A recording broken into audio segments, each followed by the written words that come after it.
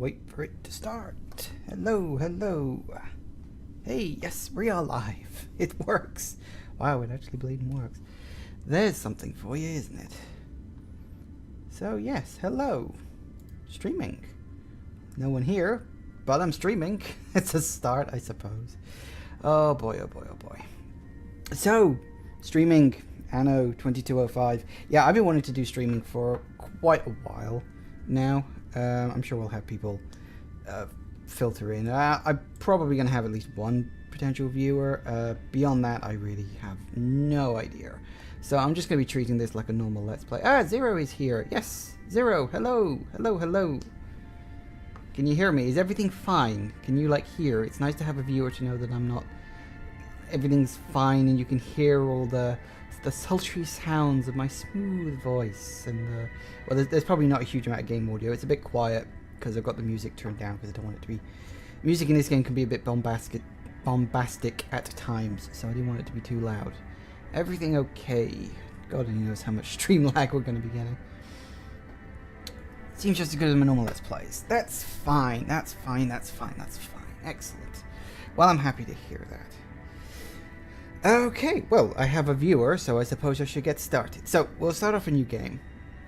As I said, I'm probably going to be treating this like a Let's Play. I'm glad you accepted my invitation. Hello, Samantha Beaumont, Global Union Supervisor of the Lunar Licensing Program. This is where the story happens. We have a lot to discuss. But first, I'd like to introduce you to your Artificial Data Amalgamating Messenger. Which is Adam for short. And I'll explain why that's a bit for silly participating in the Lunar Licensing Program. The program stipulates that your corporation set up operative spaceports to act as bases for a new wave of lunar colonization. Hey, Shark Fan, you made it! Global Union in the development of a fusion energy reactor. Oh my God, you're to here! avert Earth's impending energy crisis. Here's one of my guys. You're one of my longtime YouTube fans.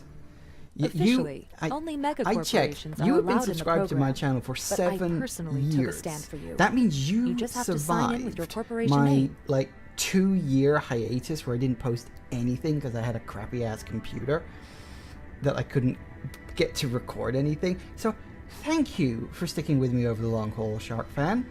It really is good to see you here. When I got the follow with the Twitch notification saying that you were following me, I was like, Shark Fan, I know that name. So welcome to both of you.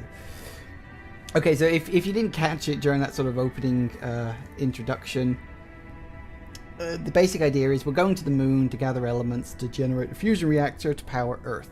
Success. And it's based on real science. I have a friend who's kind of into this sort of stuff, and like the science is a bit fudged, but in general and in principle it's actually kind of accurate. Anyway, look, that's neither here nor there. We'll talk about this in detail later. We need a corporation name. So there's 2 of you here. Look, what are we going to call this?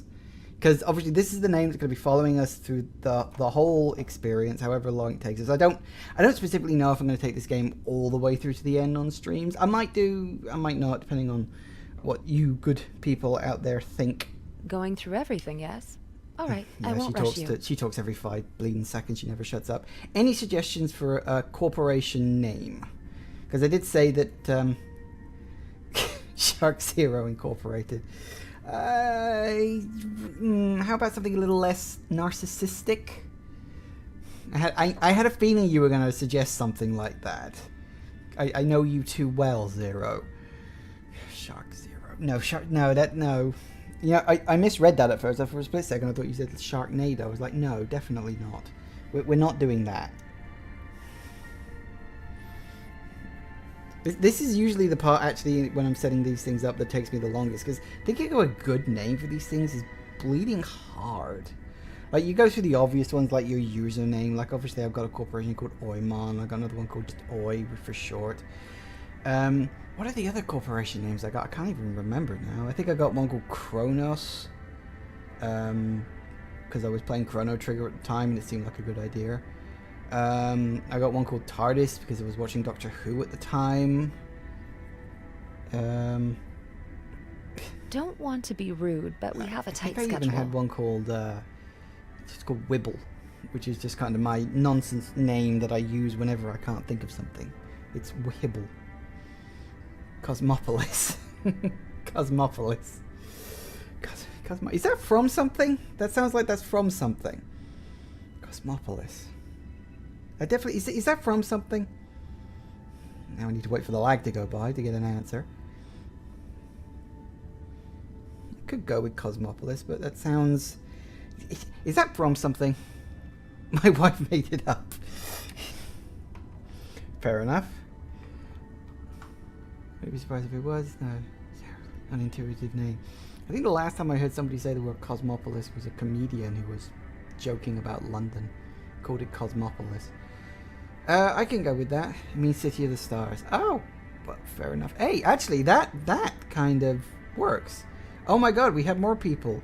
Gorbinator. Hi. Hello. Oh my god, this is more people than I expected. By about, 3. Hello. Welcome.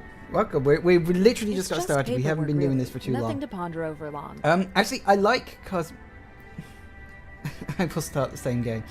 What, you're gonna play alongside me, are you? I have a very unique way of playing this game. Badly, as most people would put it. But we should be fine.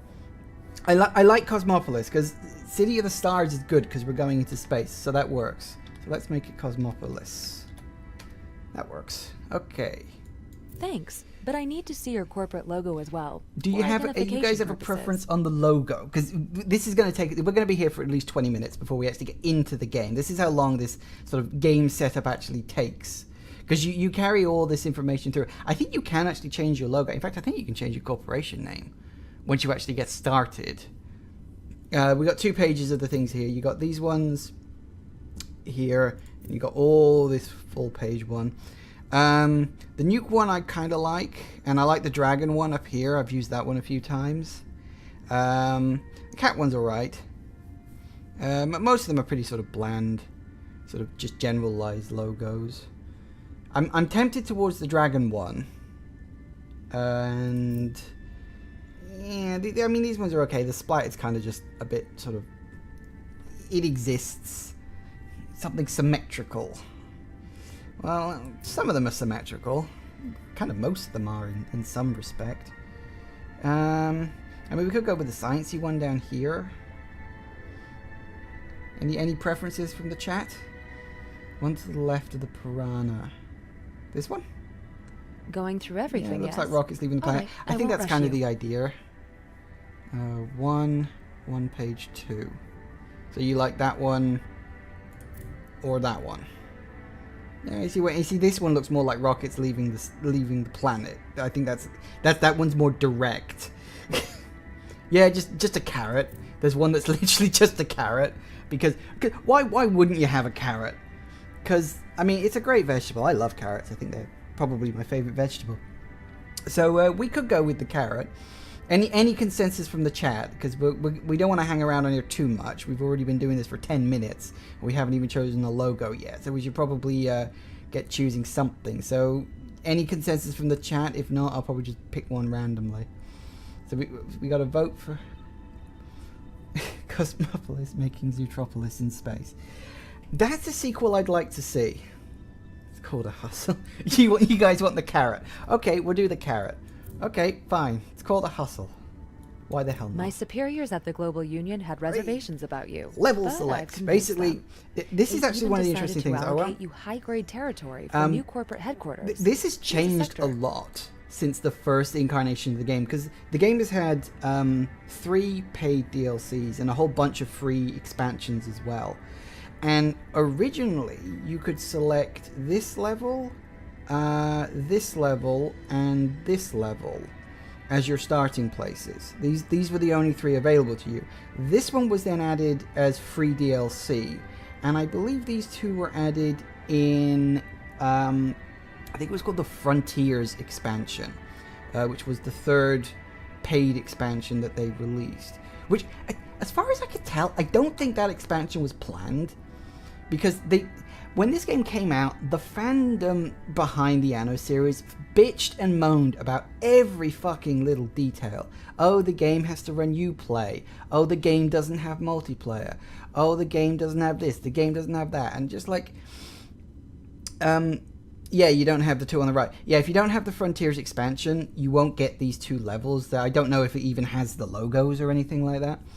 Personally, I'm only sort of showcasing this game. It's I'm not just really going paperwork, for any sort of really. major Nothing to level ponder of over difficulty long. on this, so I'm going to pick one of these two. Obviously, you can tell like the difficulty is based on the number of stars. That's fairly obvious, and you get these little sort of, sometimes they're bonuses, sometimes they're negatives. Like, you know, you get more energy balance, and the production weight of your vineyard is better on these ones. And ocean nourishment.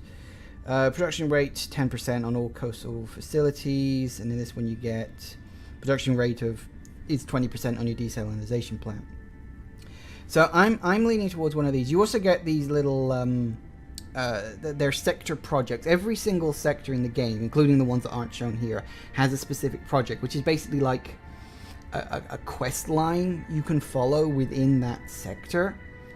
And they all give you different bonuses when you complete them. Like this one is, this one gives you free energy. You complete the construction of these dams and you get free energy from it. So that's obviously useful.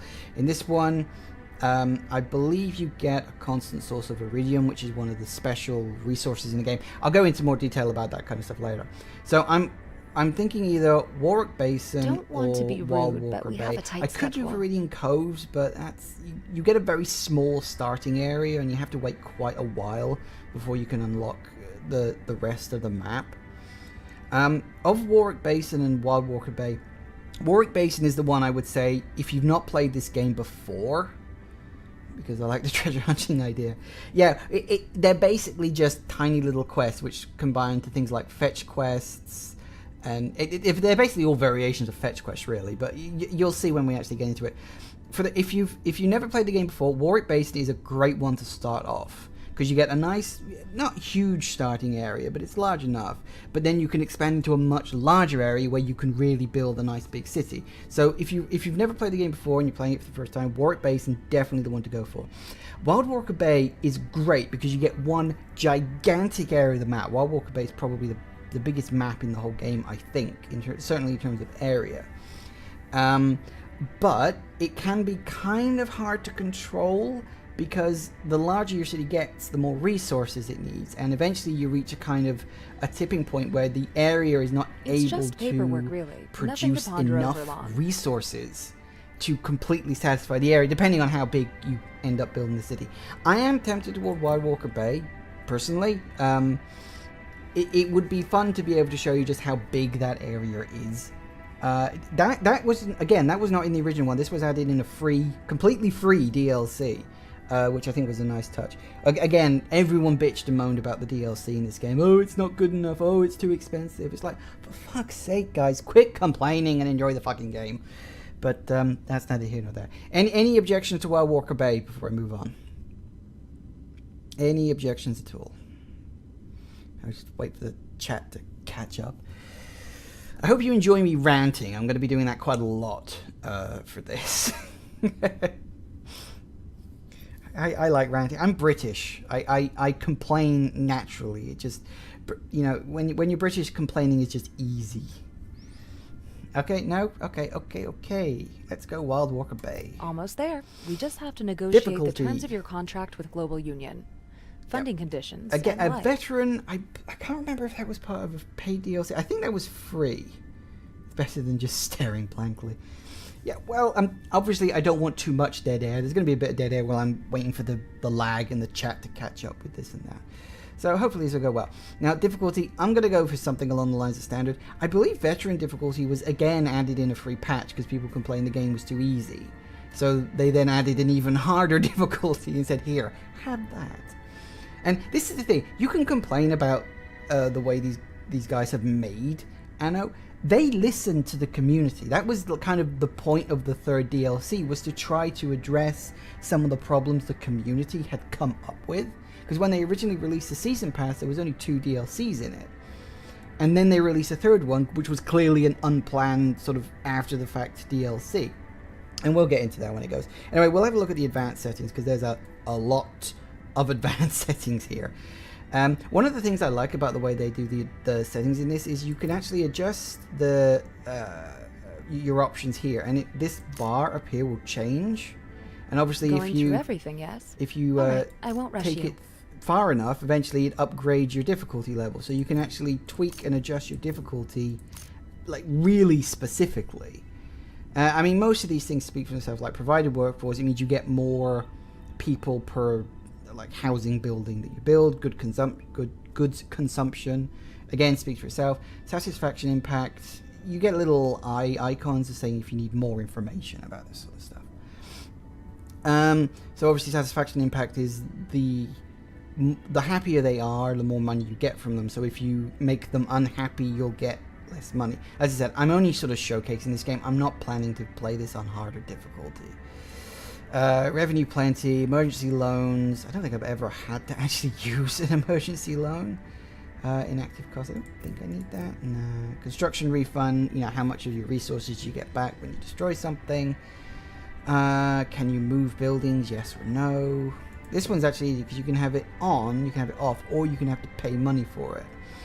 And one of these days I'm actually going to have to do a playthrough where I have the feel on that, because there's an achievement linked to that I haven't got yet. I will say, about achievements, there is a really annoying achievement in this one. I won't rush you. Because there's, like, this ISO game, and I don't have a smartphone, and you can link it directly to your Anno game. It's called, like, Asteroid Miner or something like that. I don't know how it works or anything like that. But you have to link it in order to unlock the achievement. So even if I blitzed my way through all the achievements in the game, I would never be able to play that because I don't have a fucking smartphone. I hate this assumption that everybody has the most modern technology these days. It's really annoying. Okay, there is a couple of things here I am going to make it slightly harder for myself. Calamities, I am going to turn on, because I want to show you the calamities that can happen in the game. Again, calamities are kind of like little quests that will pop up randomly when you're playing the game, and you have to deal with them. You could use BlueStacks and yeah, I think I tried that once because I wanted to play Fallout Shelter one time. It's not a brilliant thing. It works well enough. I mean, I'm not desperate for it. There's a whole bunch of achievements I haven't bothered to get in this one yet. Don't want to be rude, but we have a tight schedule. Like a big problem. Like if it ever came to the fact that that was the only achievement I was missing, probably by that point I'll have a smartphone. Because I know I'm gonna have to get one eventually. It's more of a matter of cost than anything else. You know, I'm not like anti-technology or anti-smartphone or anything like that. It's just those things, they cost money. And I don't have any. Because apparently I'm not popular enough on YouTube to ever get any money from it. But that's a discussion for another time. Okay, where was I? Assignment rewards, that speaks for itself. Assignment frequency, how often you get like mini quests from people that you can complete for small rewards. Assignment time, again, speaks for itself. Military progression, competitor growth. Yeah, you actually have competitors in this, and that comes into play. In the original version of the game, it didn't come into play too much. It was just a kind of a ladder kind of thing that you had to climb up. That comes into play a lot more with the stock market. Again, this is stuff I'll get into later once we actually get to that point in the game. Share effect, enemy invasions. I'm going to turn those to seldom. Really. Again, it's something I want to show you guys. They're not too annoying. Enemy invasions, I'm pretty sure that's Frontier DLC only, because that was part of the Frontier DLC. Is that in the original version of the game, your building and your combat were kept completely separate, and the Frontiers DLC.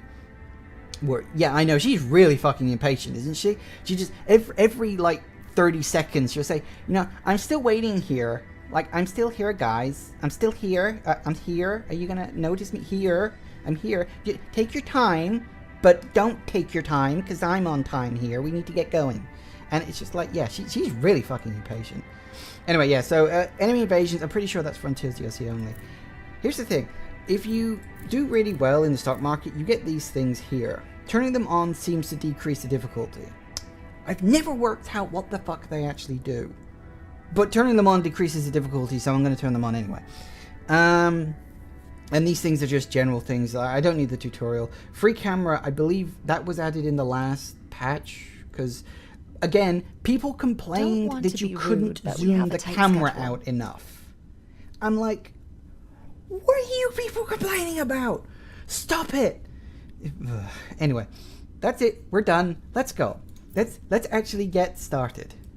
You are now Yay! entering Phase 1 of It only the took me Lunar 20 minutes of Licensing clicking on a Program. fucking menu. The Global Union assigned you territory in Earth's temperate region to establish a spaceport and a base of operations. Hey. The construction of city. a space elevator to Global Union headquarters is also required. For further want to see the planet instructions, from orbit. speak to your You official go to the moon contact later on in the person. game. You already can Global see the Union planet from orbit. wishes you success. So, here's the thing, right? I'll try to demonstrate the sort of differences between the different Wide heights, if I can. meadows and towering mountains. And soon you will fucking add an map. impressive skyline to the picture. Great stuff. Great stuff. Between us, the Union is impressed with how your corporation is growing. Hardly surprising you've settled Yeah, for I such like how a it vast says, sector. your corporation's growing. Originally, this wasn't a starting one. Like I said, you could only select those 3. First things first, though. The protocol demands you bring a right. spaceport Come into on, let's get going. operation here. Right. Here we go. The Now, I spaceport need to building remember the site off the controls. coast is still unstaffed. But as soon as you've built the Whoop, necessary that's the wrong housing, one. your Right. construction team will be moving no, in. No, stop it. Oh, is it that one? There we go. Right. Right, no, that's right, it was that one, wasn't it? I've been playing other games lately, I'm trying to remember the controls. Right, now if memory serves, it was about this far, I think, was how far out you could zoom originally. You can zoom this far now. It's like, you could just zoom all the way out for absolutely no reason. It's like, it's rarely ever actually needed. Like, I mean, I could maybe see like this sort of distance, but I mean, I think this was rough. I can't remember, it was so long ago now. Alright, let's do some stuff. So, obviously, you get started, and let's just get rid of you, because you're annoying. So, as I said, the game is kind of split between city building and real-time strategies. Because in previous Anno games, they were kind of combined on the same map. In this one, they're outright, like, split. And again, that was one of the things that the fans really fucking complained about. So we'll get started on building a nice big city, and we'll bring in our population, and we'll do all sorts of fun things. There we go, 10 buildings right off the bat. Someone call for some workers. Someone call for some workers. I'm alright, Construction Scouse, I options am. expanded. I don't know why he's a Scouse, but there you go. Some of the accents in this are weird. It's one of those odd things you just kind of have to deal with. Okay, so building your houses is easy. The trick with the Anno series, and if you've watched my Anno 2070 Let's Play, that was the last thing I uploaded before my big 2-year hiatus, because that was kind of the game that destroyed my computer. Trying to record and play Anno and like do audio recording and all this stuff, it kind of finished my computer off. And that was kind of why I had to take a 2-year break, because the computer wasn't like new, but it was new enough that I couldn't really justify spending more money on another computer. And yeah, it was a little embarrassing. 2-year break from YouTube. That was not very good. Yeah, I remember you said you had 2 hours of hard drive space left on it. Yeah, to be honest, it's been a long time since I even went back and looked at that Anno one. Because I was inspired by this other Let's Play this guy had done, where he kind of did a tutorial of Anno 2070, and I kind of did the same thing, because a friend of mine had recently bought Anno, and it was through watching that other guy's Let's Play of it, where he sort of half Let's Played, half tutorialed it, and then he did that. I learned how to play Anno through that, so I decided to make one for a friend of mine who also was having trouble getting into Anno, and so it was kind of like this knock-on effect of me. I wasn't outright copying him, but I was kind of trying to emulate that sort of style. Anyway, we need to get working on our resources. So we've got how it works, and let me just explain this to you, is that every build, your like people work is have following me home needs. So now. like you've got organic What I don't food, mind. water, and the need for information. And as you can currently see, this is your goods overview, and this is your building tab. If you look at your goods overview, you can clearly see by the number whether you've got a positive balance on this stuff or a negative balance. So obviously right now I have -1 goods. That's obviously not good, and I currently have only 17 in stock. You see, in storage, 17 out of 50. 50 is obviously the maximum I can hold at the moment. It's going down 1 every... I never quite worked out how long a beat is on one of these games. It's X amount of time. So in order to please my workers, I have to... Give me a moment. I have to build... Organic food grain is perceived as needless luxury by many megacorps. Good to see you share the union's perspective. So obviously, as you can see, production per minute. Well, apparently it's per minute, and I never even bothered to notice that. Organic food 5. So now the number here, it was -1. Now it's +4. So it's added 5 to that number.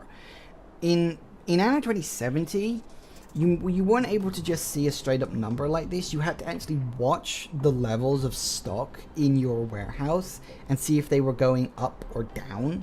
And it did kind of add an arrow down or an arrow up, depending on which way it was going, but it wasn't that easy to read. Personally, I prefer it much like this, where it boils everything down to a number. Guess what? The fans complained about this. They said, oh, it's too simplified. Like, simplified is good. You want things to be simplified. You want things to be like a nice, easy number that you can just read when and as you like. Great. Building material shortages shouldn't be an issue anymore. Anyway, that's fine, that's fine. So we've got the basic trick is you want pretty much all of these numbers to be positive. If any of the numbers in your warehouse thing, and this list is going to go on like all the way out here by the time you're done, but you want these numbers to be positive. That's kind of the trick in keeping things satisfied. And again, because it's just like you click it, you see where the problems are, and then you fix it. It's easy. You don't have to sit there for 30 seconds wondering whether this bar that represents the number is going to go up or down like you did back in 2070. So this makes things easier. You can see what the problem is at a glance.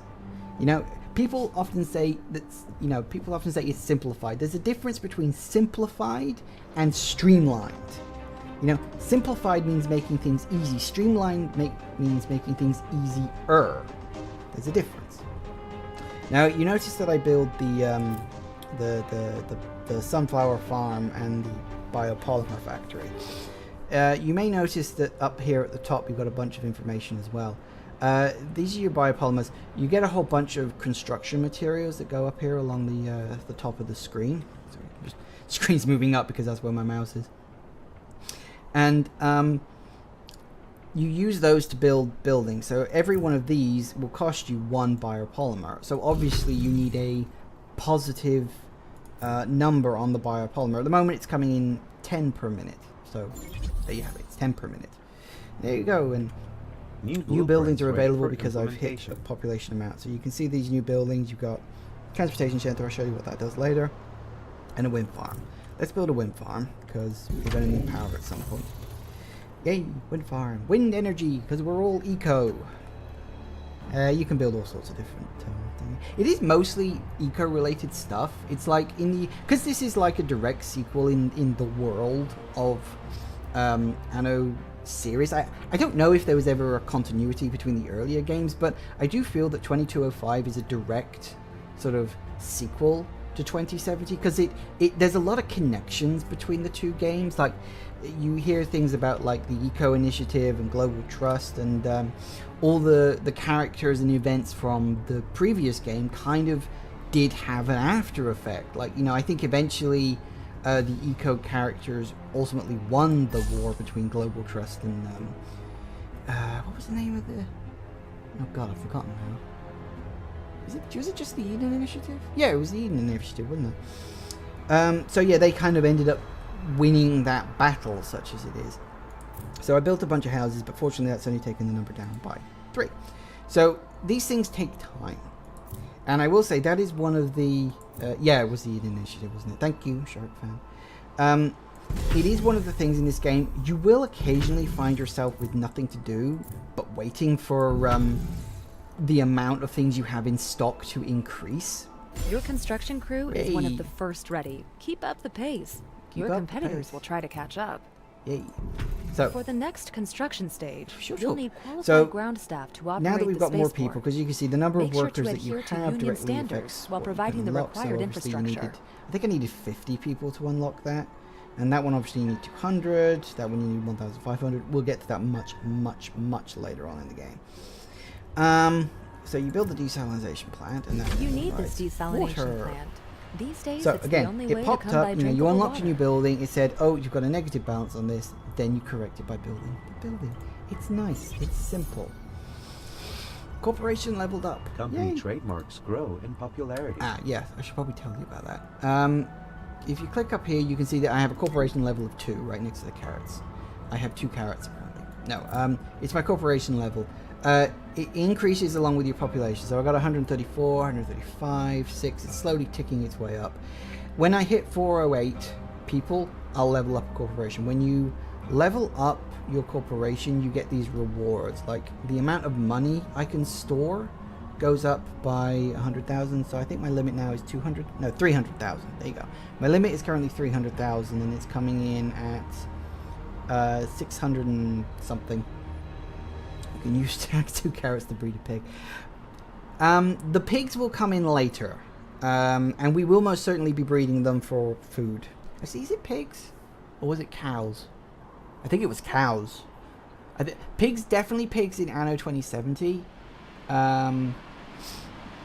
But was it cows in 2070 as well? I can't even remember now. It's been a while since I actually sat down and actually like when I play 2070, which I do like to dip into it every now and then. I kind of just go straight onto automatic. I don't really focus on all this stuff. Anyway, you can get a lot of your corporation here. I think you can actually, yeah, look, you can edit your profile, which allows you to change your color. You got your ship color and all that stuff, and you've got all your industry stuff, and you've got this thing. This screen has changed a lot, actually. In almost every major patch they've released, they tweaked something about this. And these are all the sector projects you can do. You get an achievement for doing each one of those. Now, this is that ranking thing I sort of briefly mentioned. Originally, this is pretty much all it was. I'm level 2. And then you've got Lei Shing, which is level 4. Ibarra Foxconn, which is level 5. Cassian Industries, which is 12. Yusoev, which is 15, and Seymour International, which is 20. I'll probably hit level 50 before this game ends. Their levels are slowly going to increase as well, so by the time I take over Seymour, he'll probably be closer to 25, maybe 26, maybe even higher, depending on how long it takes me. You can see all the blueprints you can unlock there. That's not really important. And hey, look, you have the achievements. I've got 166 out of 199. That's not too bad. If I wanted to actually focus on getting achievements, I probably could do that quite easily, but I don't care. So if you ever just need an overview, because you can see here, 3% of the story, 27 out of 148 buildings unlocked, your military level, your fleet size, transport vehicle types, blah, blah, blah, blah, blah. All this stuff is sort of useful information if you're not sure kind of where you are in the game. But I know the game well enough to not have to worry about that. So it looks like my population stopped growing, presumably because... Been a while since I had such an important guest. Yep. Yep. Okay, so anyway, we'll leave that to that. Actually, we'll just build some more houses because we've got do that and that. You may notice about the way I'm doing this, you have to connect every building with a road. That's kind of one of the staples of the Anno series, is that every building has to be connected to a road, because of course it's all about transporting goods. And of course you don't want to just build a house, like, even in our society, houses kind of need a road going up to it. You don't just plonk a house down in the middle of a field and say, there you go, that'll do it. Construction options expanded. Anyway, let's have a wander around, because I can show you this map, which is it's mostly ocean. Because that's kind of how the Anno games work, and you can see that this is the starting island down here. This is sort of where you get to go, but there are other islands here. You can go you've got this island here, this small island here, and remember I told you about that huge friggin' landmass? Yeah, you get this whole area. It is friggin' ginormous. As I said, it can be a problem if you're not like prepared to build a city that big. It can cause you issues, but if you know what you're doing, like I do, hopefully, it's fine, it's fine. And you may notice here on the map, there's a star. That's your main quest. Remember how I said that every sector has like this big quest line? Plunking houses is a thing in Sims. Plunking houses? What? I've never played The Sims. It was never... I never really got into that series. I liked SimCity before EA got their hands on it.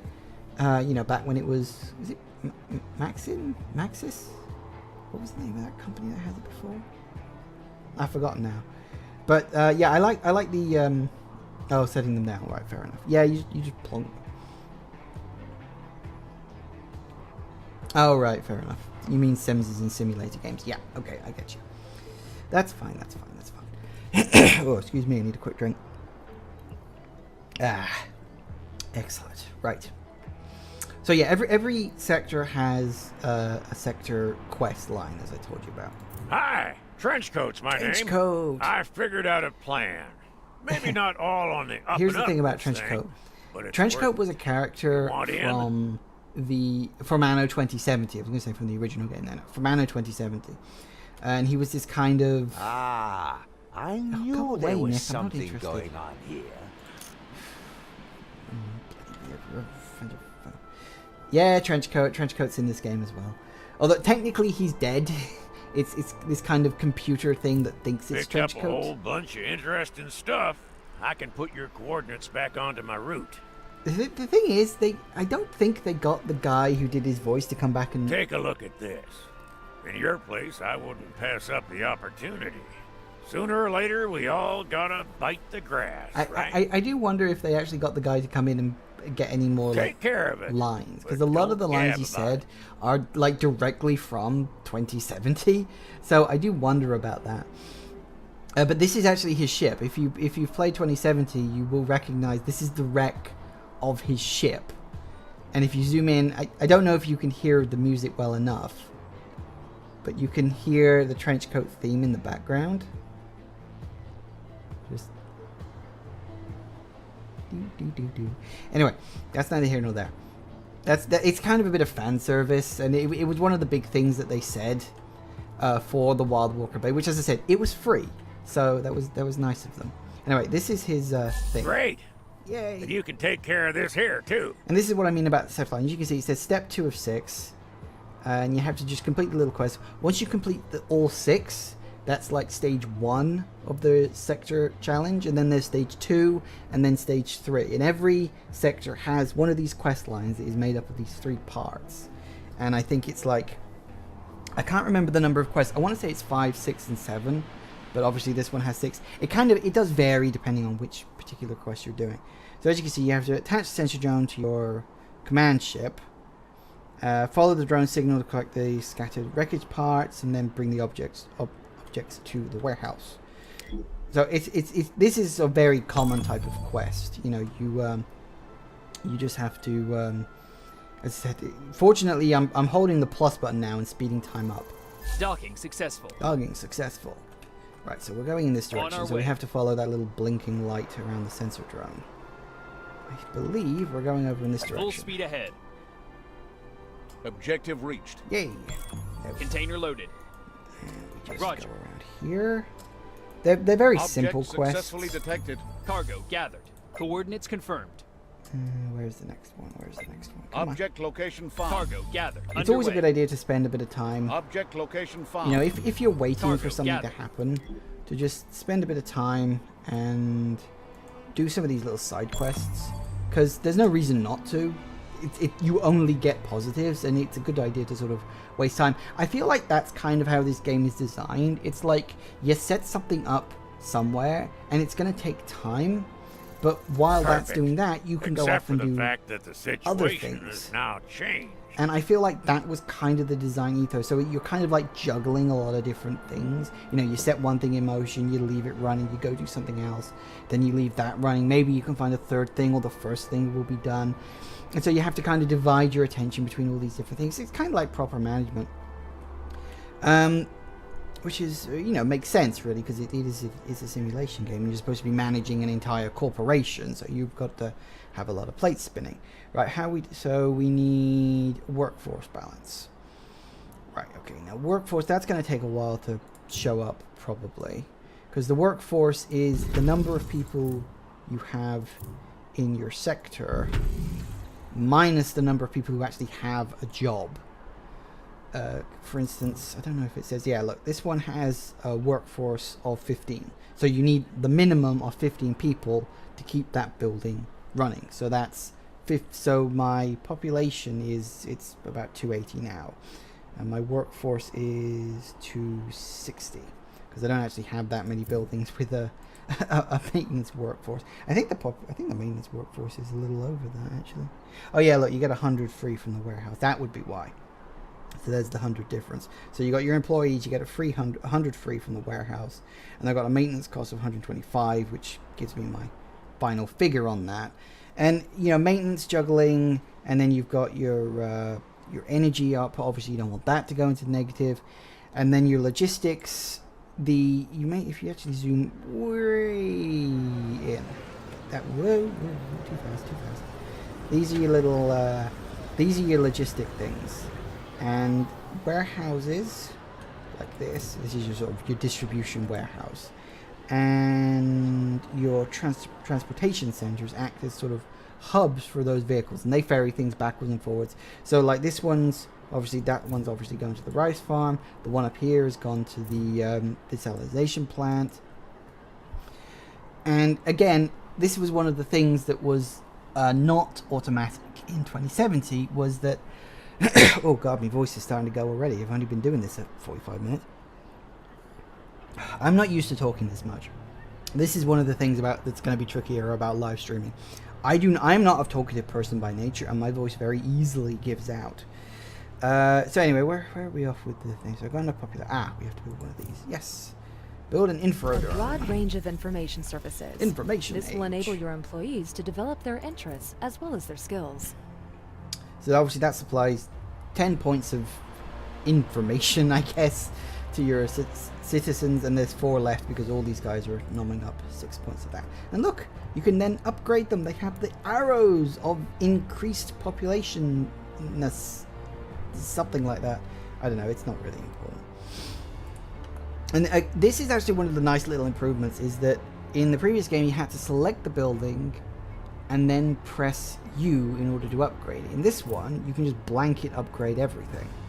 Like All that. systems online. Can't Boom, wait to get started. done. That's nice and easy. Progress. That's one of the things I love about this. Construction crews is and the ground design faster than I was and expecting. the streamlineness of You this are game more than ready compared for to the first 2070 major is hurdle. great. And it does make me curious the program about demands you connect your where city they're with the going Global Union Space Station via a in space like elevator. the next game, because the next game So I far, think is only Anno megacorps like the Big Five 1800. use such technology. Shush, I'm sure you have Sam. the same I potential. am talking. Stop trying to talk over me. Shush, shush, thank you. Shush, shush. Now, what the fuck was I saying?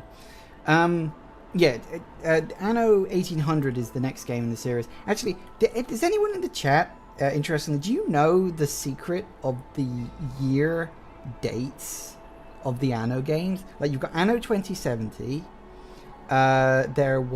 This is Anno 2205. You've got Anno 1800.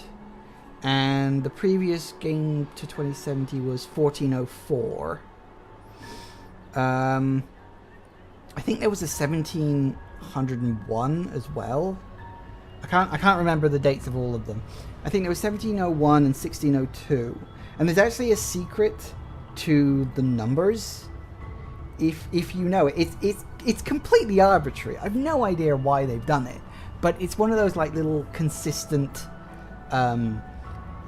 No, I know what it is. I do know what it is, and I'm asking if you know what the secret of the Anno numbers is. I say secret. It's not really like something mind-blowing or monumental or anything like that, but it's one of those kind of Easter eggs that you notice, I suppose, if you're like a big devoted Anno fan. A Shark fan doesn't know. Does anybody else know? If you're watching out there, probably not. Like I said, it's one of those really obscure facts. Like I said, you'd only know if you were a fan, I suppose. Anybody? No ideas? I'll tell you in a minute. Anyway, we upgraded the thing, Here. so we've got our normal workers. Now we've got operators. They're the next stage of human evolution, as it were. It's not really human evolution. It's I suppose you could call it next stage up the social ladder. So anyway, we can build our next thing because originally we just had the biopolymers here. Now we've got constructobots. So we need to build one of those, and once I remember what the rotate button is, one of those. Good.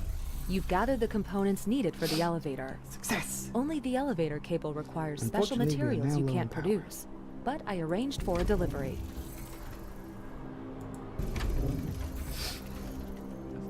Drop a few of those knocking around. And we'll also drop one of those, because you notice that my logistic number has gone all the way down.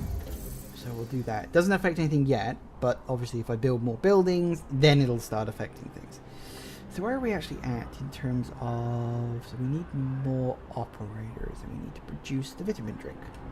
Alright, so more operators, that's clearly the key. So that, I think we're going to need to build more people in general. I think what I might do... Construction of new building types possible. I think I'll build a second set of those. That then increases the number of biopolymers I've got coming in. Because originally it was 10 before. And now it's coming in at 20, so they're coming in fast. That means I can build more. Okay, so no one in the chat seems to know what the secrets of the Anno numbers are. The numbers in the dates always add up to 9. I know, completely fucking arbitrary, Unfulfilled demand but for they all specific add consumer up to products. 9. So you've got 1800, 1800, that's 9.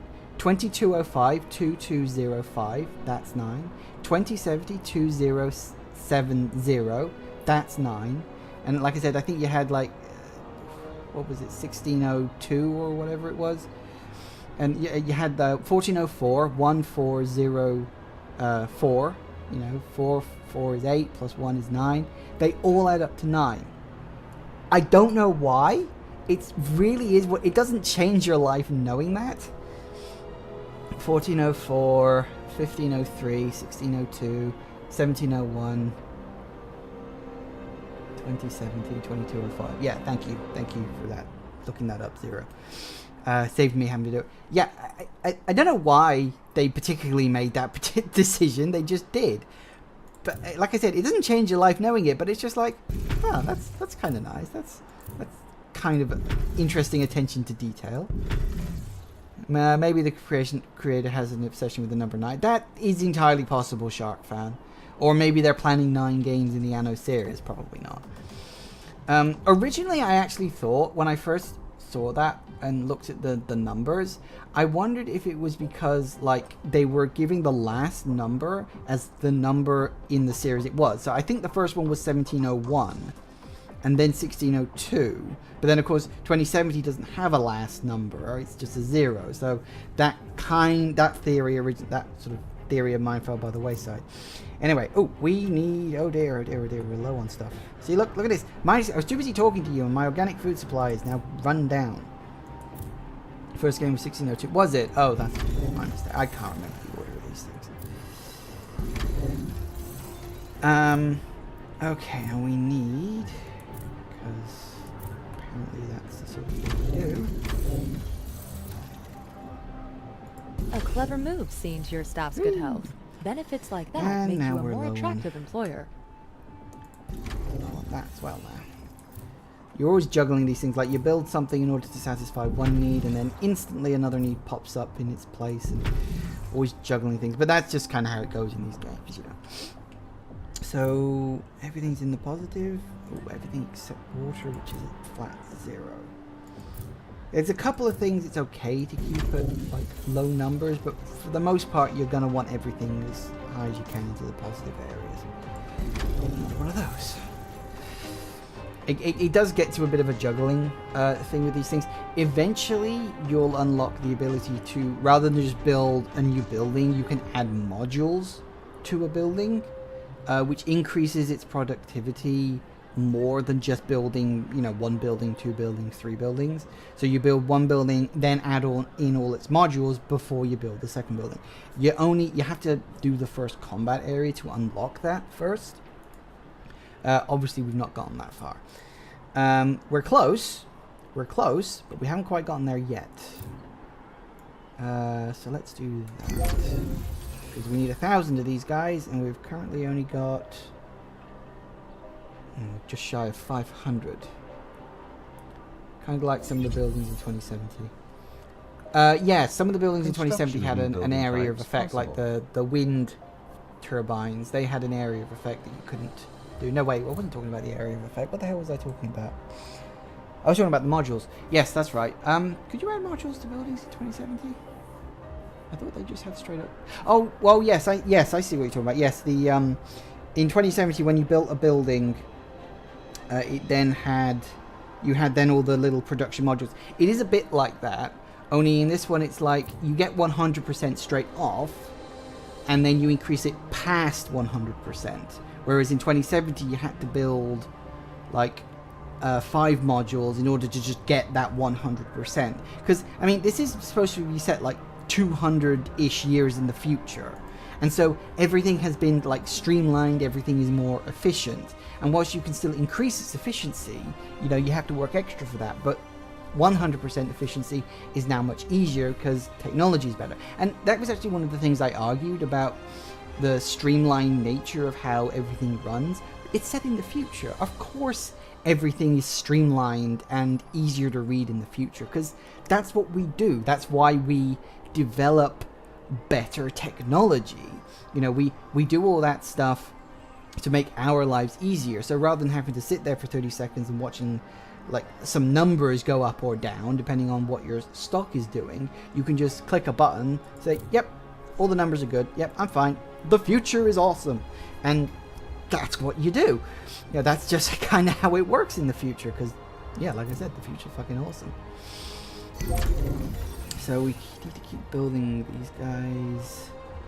Don't specifically know how many buildings I need to upgrade. We'll just keep waiting for that. Yay, level up! I now have 4 carrots. Competitive edge. Sharpen. Okay. Ah, yes, tidal power plants. Now, I like these. You get, because these things only give you 50 energy apiece. These things give you bleeding 300 energy apiece. Much better. And they don't have an area of effect, you might notice. So you can build as many, but of course you have a limited number of these coastal power points, so it's kind of 50-50 split on how useful they all are. Speaking of which, there. We're going to need these eventually. So how are we doing on our population?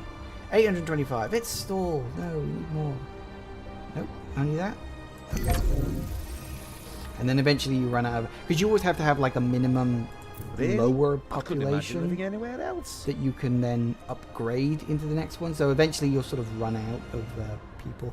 So whether or not this is actually going to hit 1,000, what we got, 3, 4, 6, 350. I like the morale at work. It's like we could accomplish anything. 62. Nah, I'm going to have to build more people. Okay, fine. Do that along the bottom there.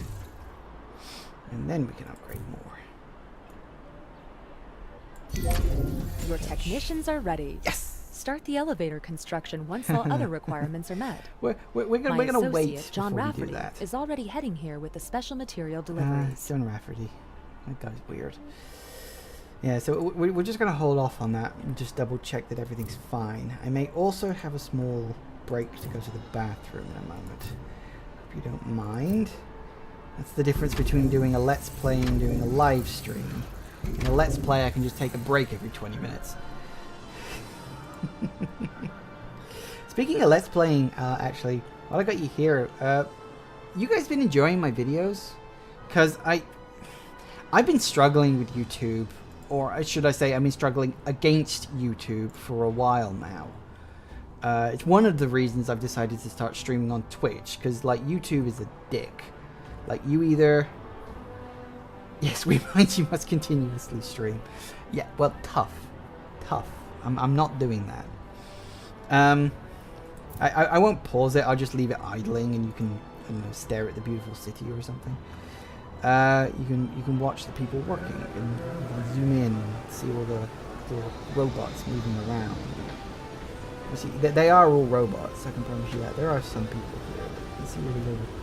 You can really zoom in like very far. You can see all the individual people. Okay, where do you last see him? Well, put up a be right back message. I didn't prepare a be right back message. I didn't think of preparing a be right back message. Ah, crap. I didn't think about that. Yeah, I'd have to... What would I have to do to put up a be right back message? Shit. I didn't think about that. Maybe. We'll see what happens. It's my first live stream. In OBS, add text layer. Ooh, how'd you do that? Hold that thought, guys. Is that... Say be right back in the chat. I could just say be right back in the chat. You know, I didn't think about be right back there. I'm gonna have to work on that. It's my first stream. Don't expect high quality right from the back, guys. We'll work something out.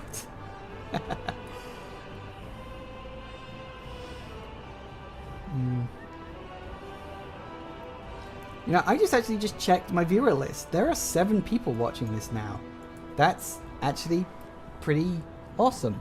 Wow, that's pretty good. I have 7 viewers. Thank you for showing up. I am genuinely pleased. Please don't be shy. You are welcome to talk to me in the chat. I'm really a very approachable guy.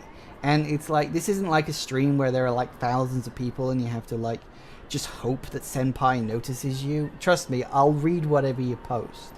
So so let me just say again, just before I disappear, thanks for showing up. It does actually mean a lot to me that I currently have 7 viewers on my stream. I know technically one of them is me, and one of them is Zero, who I knew was going to show up because he's one of my mods and like a really good friend. But for the other 5 of you guys, seriously, thank you for showing up. It really does mean a lot to me that there are people watching my stream right now. Yes, I need to work out how to add a text layer.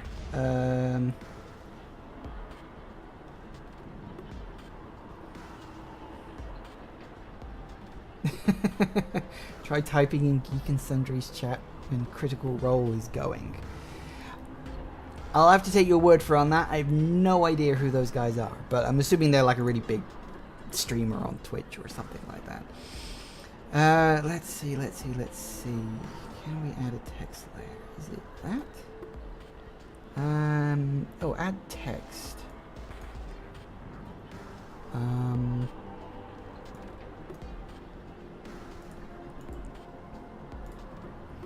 Oh, can I add in my special... Ah, there it is. There we go. Do that.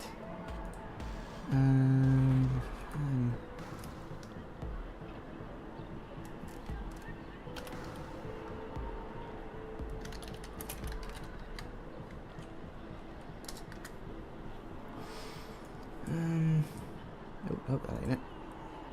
Give me a second, guys. I've not done this before. Oh boy.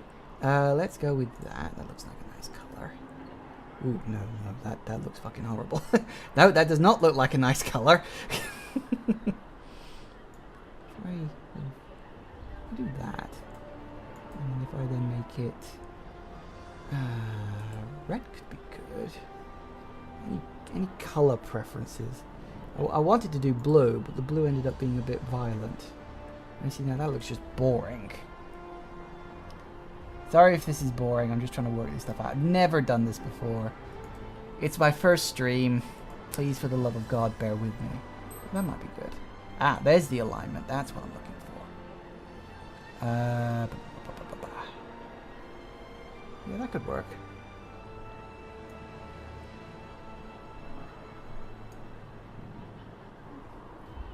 There you go. And if I just... Hey, how about that? Be right back. Ooh, no, that looks bloody horrible, doesn't it? There you go, look.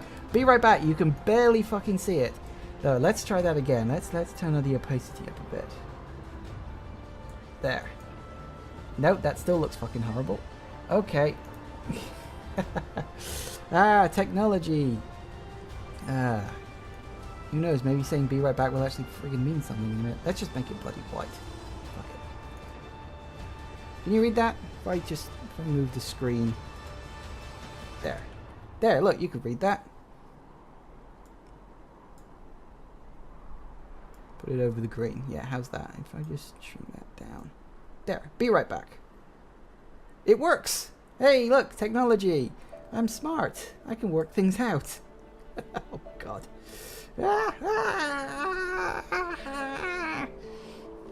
Yeah, seriously though. I will be right back. Give me a minute, guys.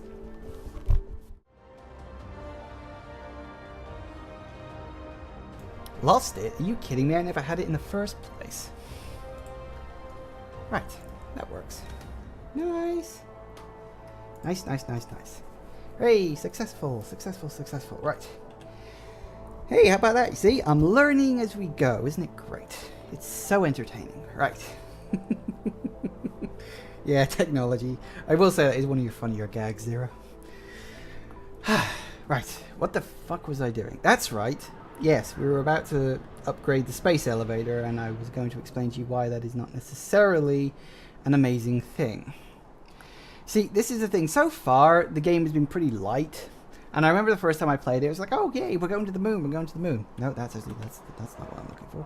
That's what I'm looking for. Look, it's your thing. This turns into a space elevator once you have enough stuff. Yeah, watch what happens when you do this, guys. Yeah, Rafferty here.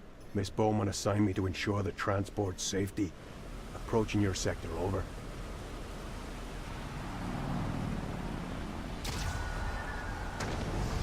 Code red. We're under attack. Code red. Damn it. The cargo. Protect the ship. Things don't go People well. of Earth, this is the manifesto of the moon's independence. The global union waged war on us for generations with weapons like falsehood, negligence, and exploitation. And the LEC bowed its head in servile compliance. But not anymore. Set no foot on the land of our forefathers. We are the Orbital Watch. The moon is free. Out of absolutely They nowhere. attacked us out of nowhere, sunk Just all these ships and took over bad the cargo. guy. Now they're blockading the whole sector. No transports are going to make it through anymore. It completely surprised All right, me. no time to study Because regulations. I'd only really sort of Meet looked Rafferty at the coordinates transmitter. kind of on the Do fringes whatever of is what necessary. Anno was going to be. And I don't think Preparations they for actually spaceport spoiled upgrade what that there was going to be like a villain in the story. I just figured it was like, oh, you know, you've got to build your city and you got to work your way up the ladder. And I honestly figured that's all it was. Like, I didn't realize that there was going to be like a villain Don't tell trying me to you're stop back you. and dying. Oh, fuck off. This is one of the things that's actually annoying. These guys are constantly pestering you to do stuff. It actually used to be worse. When the game first came out, they would pester you every minute. Like, literally, every 60 seconds, little pop-up saying, come do this, come do this, come do this. Really, really annoying. Anyway, now we have a problem. Because we need those supplies, and the Orbital Watch, the big villains of the game, are stopping us. Now, remember how earlier how I said that you can literally see the, you know, you said how far do you want to zoom out? Do you want to see the thing from space? You can actually zoom out and see the thing from space. I sort of laughed internally when you said that, because I was like, oh, okay, wait until later, wait until later. And this is basically your level select thing, because how it works is that all the levels are constantly like active in terms of any numbers, and you can hop between them as and when you want. You have to wait for each one to load, obviously. So on slower systems, this game can be a bit of a chore if you have to jump between sectors on a regular basis. But fortunately, I have a very good system. Should bloody well hope so. It cost me an arm and a leg. Anyway, these are all the levels you can eventually unlock. For instance, if you look, let's see, here, this is the level, this is Warwick Basin, the level I told you about with the dams and getting free power. You can eventually unlock that level. And you got all this other ones, like, this was the other one I said is okay to go with. That was the other second star one. That's the other second star one. These are the 2 3-star ones. This one up here, the orbital station, that's from the Orbit DLC. That was paid DLC, so obviously we don't have that. And this is the Vanhar Plains, which is the Tundra DLC. So obviously this one, this one, this one, and this one, you need the DLC to get those 4 areas. Obviously there's plenty more scattered levels that will be scattered across the map over time. But for now, we need to go here. Bunch of rats laying hand on our ships. Give them hell. So we'll go into this. It loads the level. And this is the kind of thing you see. Every time you switch levels, you get this little loading thing. It's perfectly fine. There. That's where the bleeding cowards attacked us. Fortunately, those ships seem to be indestructible. There's no timing. Like a swarm of black flies. And I see they brought reinforcements. Gotta be careful. I've seen them before. They've no compunctions at all. Press past their blockade and free our ships. I got your back. So how these basically work is you get this sort of map, and it's basically like a little real-time strategy level.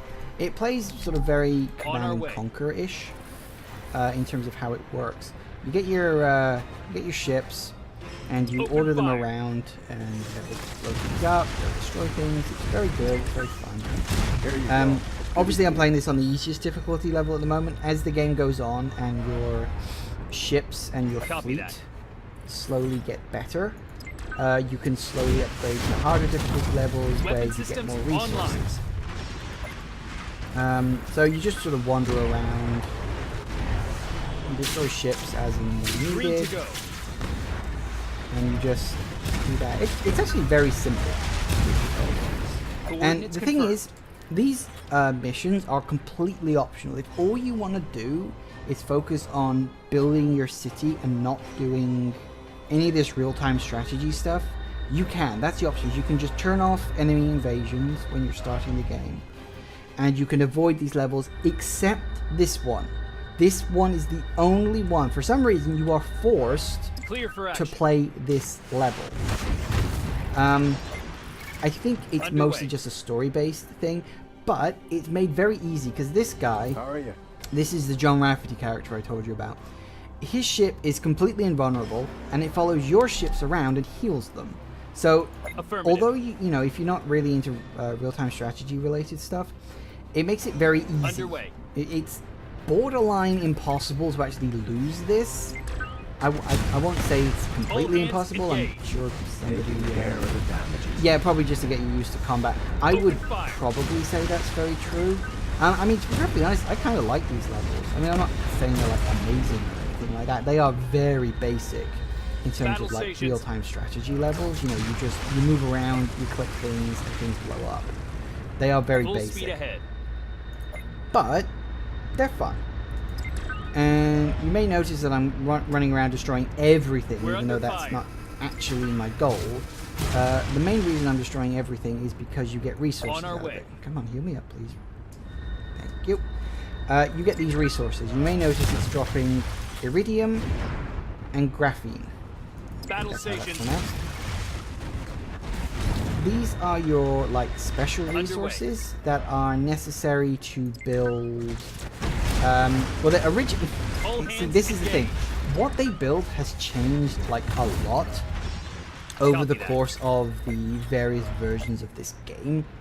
Now they're mostly used for like buying new areas of the map where you can build, and a few other things as well. I can't remember off the top of my head. There are actually multiple ways you can get them. Combat levels are one of the, I won't say they're the easiest, but you can get a lot in a relatively short amount of time. You can also get like side missions that will give you them, and certain sector projects will give you a very slow trickle amount that you have to go into the level and actually collect them, but it'll slowly build up a stock. And actually thinking about it, also in the Orbit DLC they added a technology you can research that will give you them over time. So there's plenty of stuff, plenty of ways to get them. I know it's going to be dangerous, but could you? Oh yeah, and these your combat missions also have these little these are like the little mini quests I told you about. The post-combat analyses are pretty I've already done that one. Good of That's you great. to drop by. There should be a third one kicking around here somewhere. There. Nope, wait, where are you? There you are. All talks have failed. Still. Okay, so these guys give you little quests, and it's just like, hey, can you do this thing for us? And, you know, you get little bonuses. Again, you want to do these things because it gets you more stuff. And there's other things I can show you as well. This one's really, really cool. Weapon Also systems kind of online. confusing, but still really cool. Nothing Now, me lads and I can't fix. You'll notice you got this bar along here. You've got these little colored pickups. You've got red ones, which are missiles, green ones, which are your support fleets, and blue ones, which are your EMPs. These are like little special things. Now, oddly enough, this is called missile barrage, right? Originally, it was called nuclear missile. Tell me if this looks like a nuclear missile to you. It's clearly not a nuclear missile. It's clearly several large missiles, but it's clearly not a nuclear missile. So I think they changed that at some point. It always used to make me laugh. It's like, yeah, this is not what a nuclear missile looks like, guys. A nuclear missile would probably just wipe the entire map out. So yeah, they changed that. Green to go. During one of the updates, presumably. I don't even know which one. So that's what a nuclear missile does. It just wipes out a whole bunch of ships or damages them severely. Need more mushroom clouds. Well, it would certainly make the mission a hell of a lot easier, but it might make collecting all the stuff from it a little harder. Okay, so obviously the EMP. I'll show you that one in a bit. This guy needs 3 EMPs, which I have to. First, I gotta find, then I gotta give him. What did the other mission want? Use the repair drone. Ah, yeah. Now, these little blue dots are collected in these little fuel things. I think they're called fuel cells or something like that. And they give you these little special things. You've got a wave mine, which is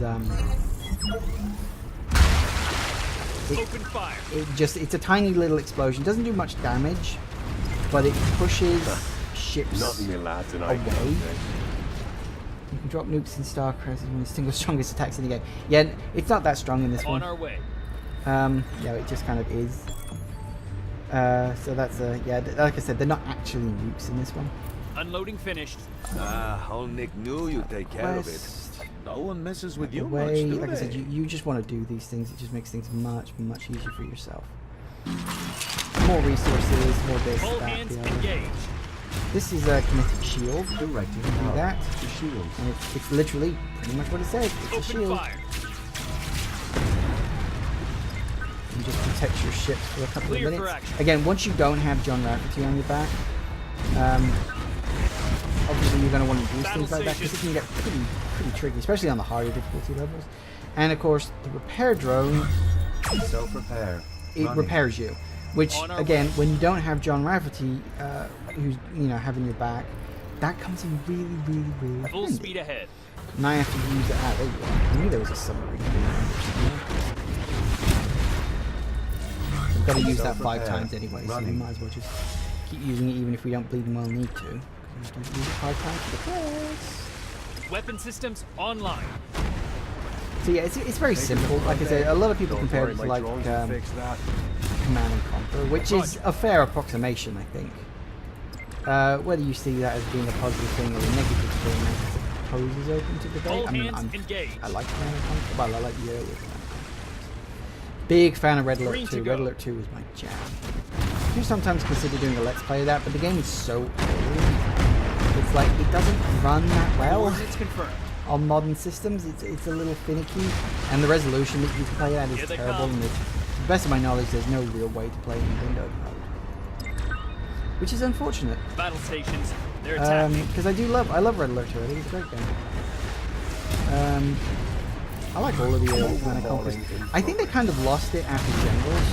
We never got on with Command and Conquer Generals completed. Battle stations. It was like They're it was attacking. too fiddly. Like I think their plan was to like give you more options, but it ended up being like Weapon systems online. you could play the. No, you're thinking of Full speed ahead. I don't think Red Alert 2 ever had a PlayStation release. In fact, I don't think it ever had a console release. The original Command & Conquer had a PlayStation release, and Red Alert 1 had a PlayStation release. Red Alert 2 didn't. Weapon systems online.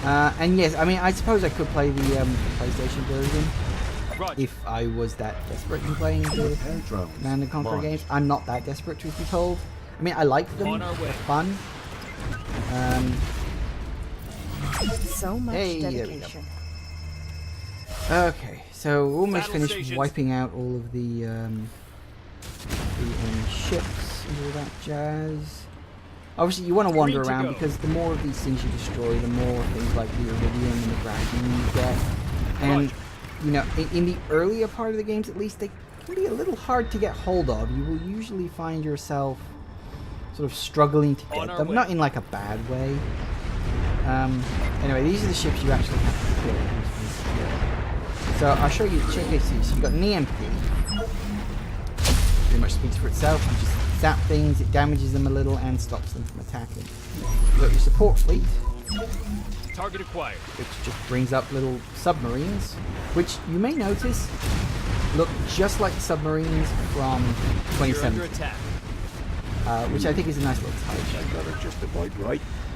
Green to go. Just like, because they come up from the water and it's just like, hey, They are victorious. victorious, yay. And that's it. That's what your combat levels are like. Our crews will Gain thank you for it. little bits of experience here, which increases your combat level, and I'll show you what that's used for in a minute. Oh, my throat's killing me. Still got 40 minutes left. Your combat experience dictates your level, your military level here. I'm at level 3 now. I was at level 1 because I hadn't done any combat prior to this. And you can use that to then But the shipbuilding systems are upgrade half your the battle. ships. Obviously, as they go up, they get things like more health, more damage, all that kind of stuff. And because I completed all the little side missions, you know, as you can see, this little side mission gave me 5 points of combat experience and 15 iridium, which is why I've got 93 iridium there and 49 graphene there. You want this stuff, you know. It's like, it's really good. So we're done. I'm glad you We're came done. back unharmed. Yay, of course This I'm attack unharmed. I gave had John everyone at Rafferty the with Union me. headquarters shock, but the program has to go on. Yes, the show must go We've on. lost contact to Lunar Excavation Corps. It seems many moon colonies aligned with the Orbital Watch. I like how this It's is all the basically a more important war your we're space fighting elevator now. goes into operation. And am I going to make radioactive pencil? That would be fun. But no. Radioactive pencils. I mean, if they always say pencils were made out of lead, so if you had an actual lead pencil, like instead of wood, it were lead, you could then have the radioactive graphene inside. That would probably be perfectly fine. Maybe, I don't know. Right, what are we doing? That's right, we need to upgrade the spaceport. As you can see, it needs graphene to upgrade. How many does it actually need? 10. It needs 10. I have 49. That's enough. Boom! Cable firmly Now we attached. have a space Elevator fucking pod ready for space. departure. This is what like we need if we're gonna do space travel Attention. seriously. We need a Approaching real Global fucking Union space elevator. station. Prepare for docking. Because it's those are useful. Like if you know we're taking down glow in the dark nodes. Yeah, that's true. That's true. And they'll last a long time because they've got a really good half-life.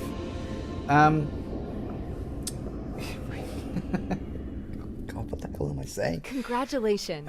The Yay, first step into congratulations. space.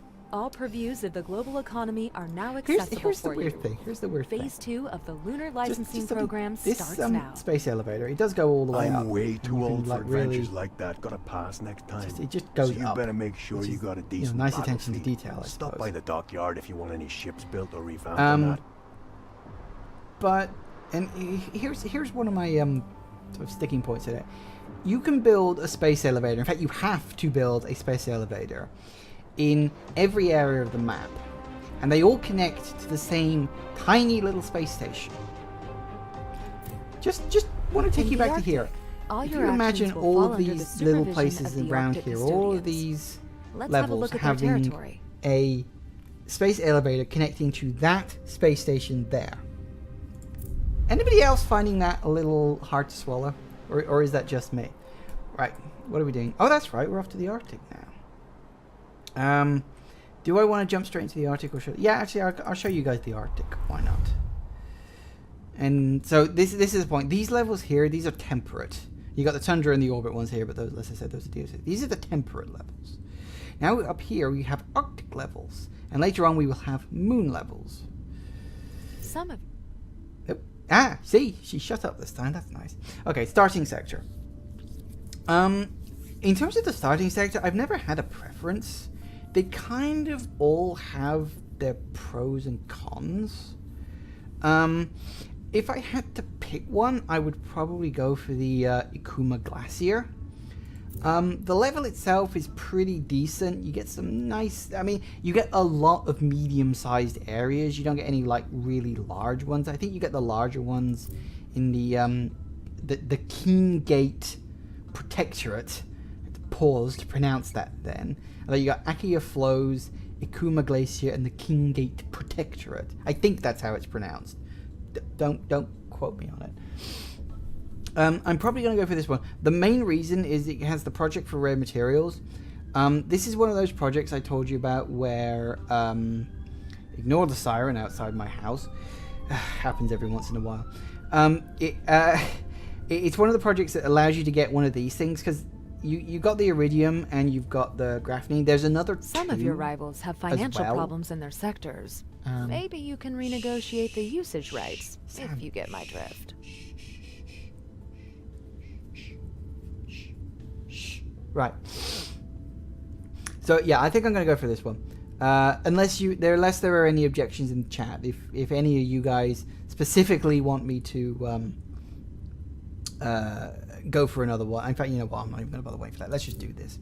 Welcome to Phase 2. Phase 2. We're already on Phase 2, and there's only 3 phases in this bloody thing. You are now authorized to enter the Arctic region and access its the Arctic deposits is of rare resources. Annoying. Implement new I'll be means perfectly of honest. galactic There's a travel. gameplay mechanic Your they throw official in on this contact one person will give you more that information.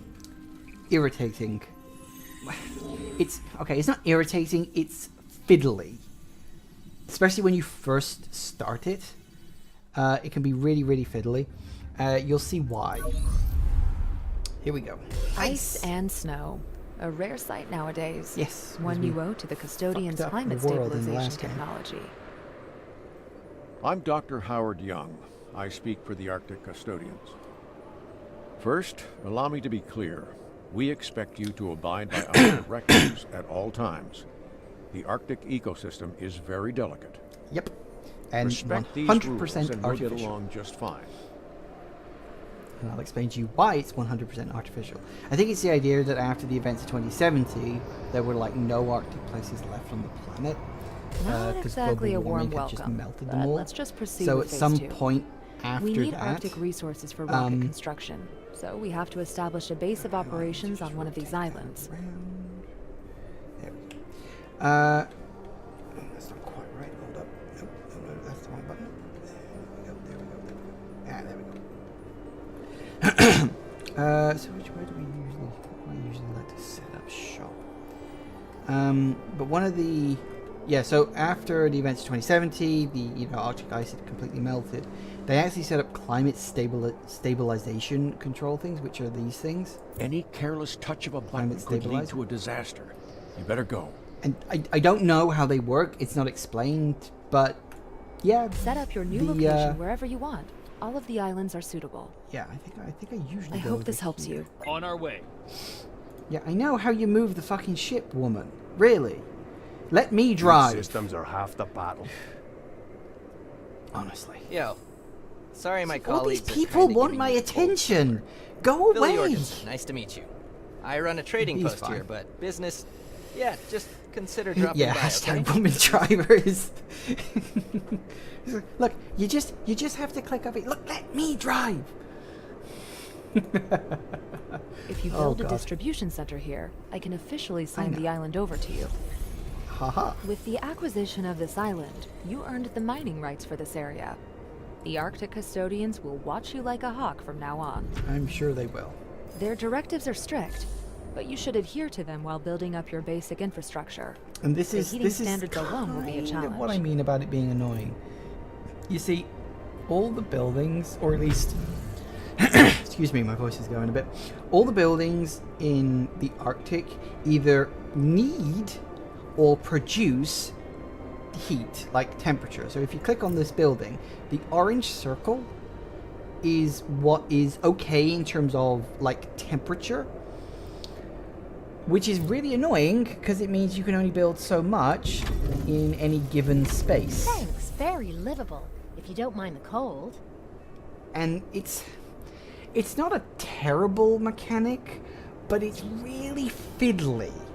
Like, you'll end up maneuvering a lot of things around just to get everything warm and comfortable.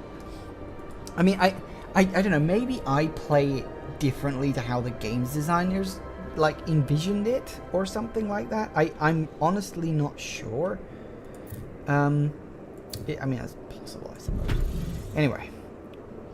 Especially places like these. Like, maybe the whole point is that you're just supposed to dot houses around wherever you've got, like, buildings. But the buildings themselves, a lot of the buildings, like, give themselves easily to, like, rows and columns. Like, you know, you build the canned goods thing, and it immediately, you can see that if I place it... Hang on, wait. That's too far. If I place it there... I've never eaten real fish in my life. The The polar regions are the only places on Earth where you can still find it in it harvestable spreads quantities. the heat in a nice little circle. But no, so you can't build it there, but I could build it there. Build another one. So if we just up like that. I usually build them in blocks of 5x2. That tends to work well. I'm not saying it's perfect or anything, but it works well enough for what it is. And the big problem you've got is that it's a real juggling act to get your workforce at a good level, at least at this early stage. Once you sort of unlock the bigger construction buildings later, like once you unlock, say, like the molybdenum, whatever the hell that, molybdenum maybe, I don't know what that is.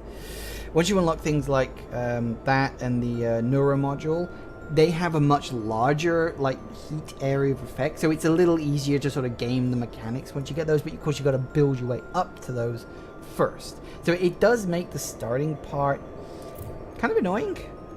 Your production Not facilities like give massively off enough annoying, warmth but to just heat a little your bit. entire settlement. A little bit annoying. But without insulation materials, the effect would evaporate. Fine, your settlement seems to follow Yay, our but we're doing regulations well enough. You are permitted to continue the expansion of your spaceport within reasonable limits. Well, that's exactly what's on the agenda right now. The orbital watch is still threatening the Union trade routes. You have to establish your own shipping Nice docks atmospheric at the soundtrack. spaceport. I will say, the soundtrack in this game is fantastic. I actually have the soundtrack. I was listening to it earlier in kind of preparation for this. The soundtrack's really good.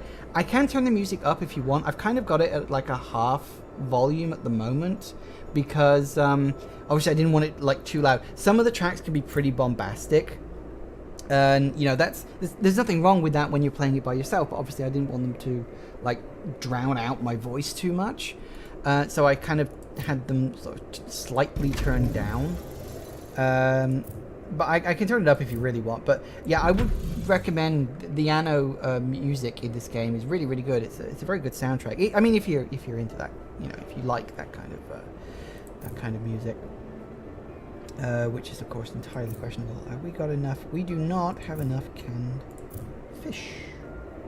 And we don't even have enough. This is the thing. You will spend a lot of your time just waiting for things to work out for you. Come on. Come on. Thank you. There we go. So you've really got to juggle these guys around. Yeah, we definitely need more of these. Can we build modules? Yeah, now, this is what I was talking about modules. You've got all these different little modules here, and they all have different, like, this one increases your production rate. So if I drop that one down there, time to make some improvements. It just doubles your production outright, which is useful. Look, 300, in fact, it triples your production, because it was add 200%, wasn't it? Yeah, look, 200%. So, you know, originally we were only producing 3, now we're producing 9. And this is why modules are better, because you would have to build 3 of these main buildings to equal the production of just one building and a module. This is why the modules are important. Now, the modules work differently in this game compared to the previous game, because obviously the modules were necessary to get up to 100% in the previous game. And in this game, they're not. And as you can see, I'm now low on workforces, which is fantastic. So I need to bring in more people. Which of course means waiting for modules to come in, which means, yeah, the Arctic is a real juggling act. The volume's good where it is. Excellent. I'm glad I got it right. The volume is one of those weird things that it can be really hard to tell exactly where to put the volume. Human resources insufficient. I know, Adam. I know. Please shut the fuck up.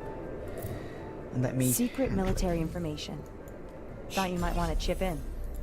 Go away, Your mysterious Arctic woman. settlement is growing at a steady pace. The staff requirements for your spaceport's shipping docks should be met by now.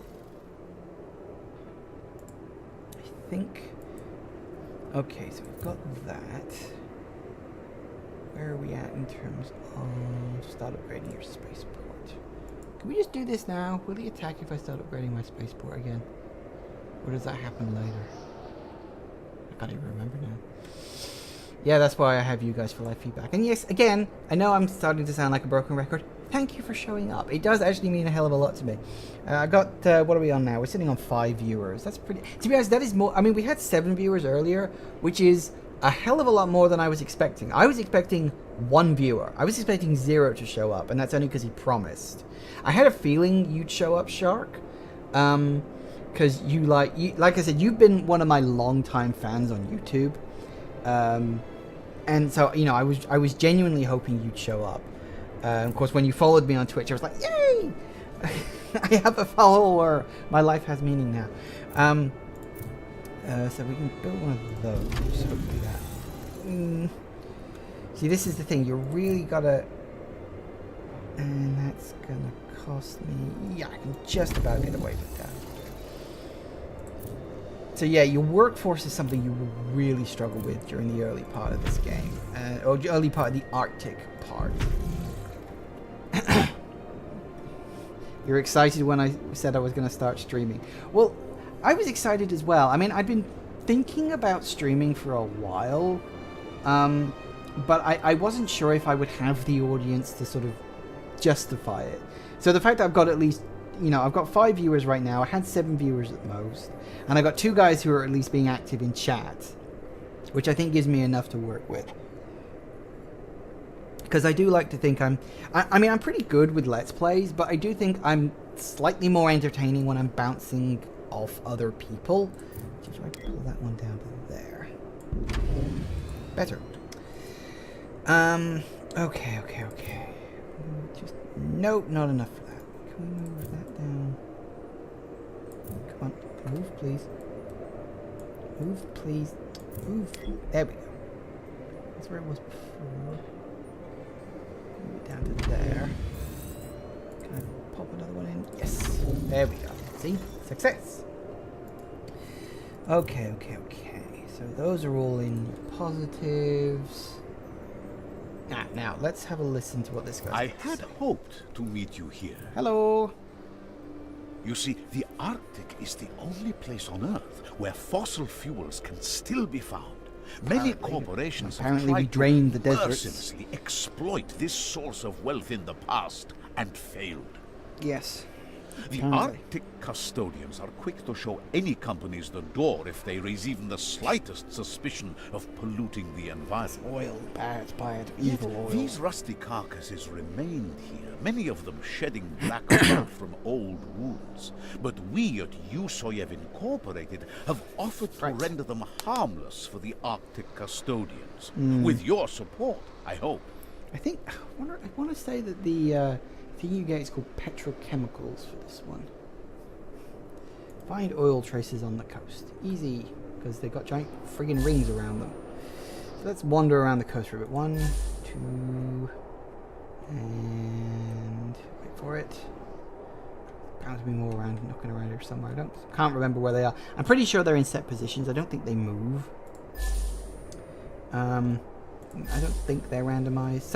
Sometimes you have quests that are like randomized, and sometimes the quests are like set in stone. The quest you pick up at the sort of Just the random one-person quests tend to be... Everything seems to be in line here. Tend to be random. Please proceed with dismantling the oil platform. Yay, This let's get some free request oil. might be a little unorthodox, perhaps, but I trust you. Keep your population below a limit. Well, that's easy. And you notice that this one, it's got like a remaining timer, and you literally have to wait 5 real-time minutes for this one to go. Now, remember what I said about starting something and then going somewhere else to do something else? This is what I'm talking about. This is the kind of waiting that you have to do. It's kind of weird because it's almost like those free to play, pay to win mobile games where you can pay real money to speed the process up. Only in this one, there's literally no option to pay real money to speed it up. It's just you have a timer, you have to wait for it. I think the longest timer in the game is 40 minutes for some of the more really like advanced things you can do, like way later on in the game. Yeah, as I said, usually by the time you get to those things, you've got enough other things to do. Like you can spend some time doing I'm gonna leave this for now. I could continue with that, but what I actually want to do is I want to come back to here. I want to come back to my main level. We're gonna go back into here. I want to build the big city because I've only got like a little bit in terms of my credit balance. And in fact, one of the things you can do is when you're looking on this, you can, yeah, here you can look at the credit balances of the areas. So I got plus 1300 ish here, and I got minus 500 here. Your Arctic and your moon areas will be massive negative balances. What's the time scale? Like how many minutes is one day in the game? The game doesn't really have days. Anytime you get a timer, it's in real time. So it will be like, you know, wait 40 minutes for this to happen, and it's real time 40 minutes. Or like that was a real time 5 minutes. The game doesn't have an in-game like time scale. One of the things I can actually show you once I get this is it does have a day-night cycle, but it's purely cosmetic. I'll show you where that is in a minute. But no, there's no in-game time scale. It's just the real-world timer, and that's all it judges everything by. Yeah, so you can actually look at like your goods listings here, and like so as I was saying, the Arctic and the Moon ones, they are massive money sinks, and you have to balance that out by having major positive balances here. So spending a bit of time making a really large city that rakes you in like hundreds of thousands of what are they called, credits? What are they, credits in this game? Yeah, credits. They're just credits. It's worth your time, and it's really cool to build a super massive city, which is what I'm about Affirmative. to do. So yeah, if I remember rightly, is it? Camera modes. Yeah, here you go. You can postcard view, which I think is rotate camera sequence 1, camera sequence 2.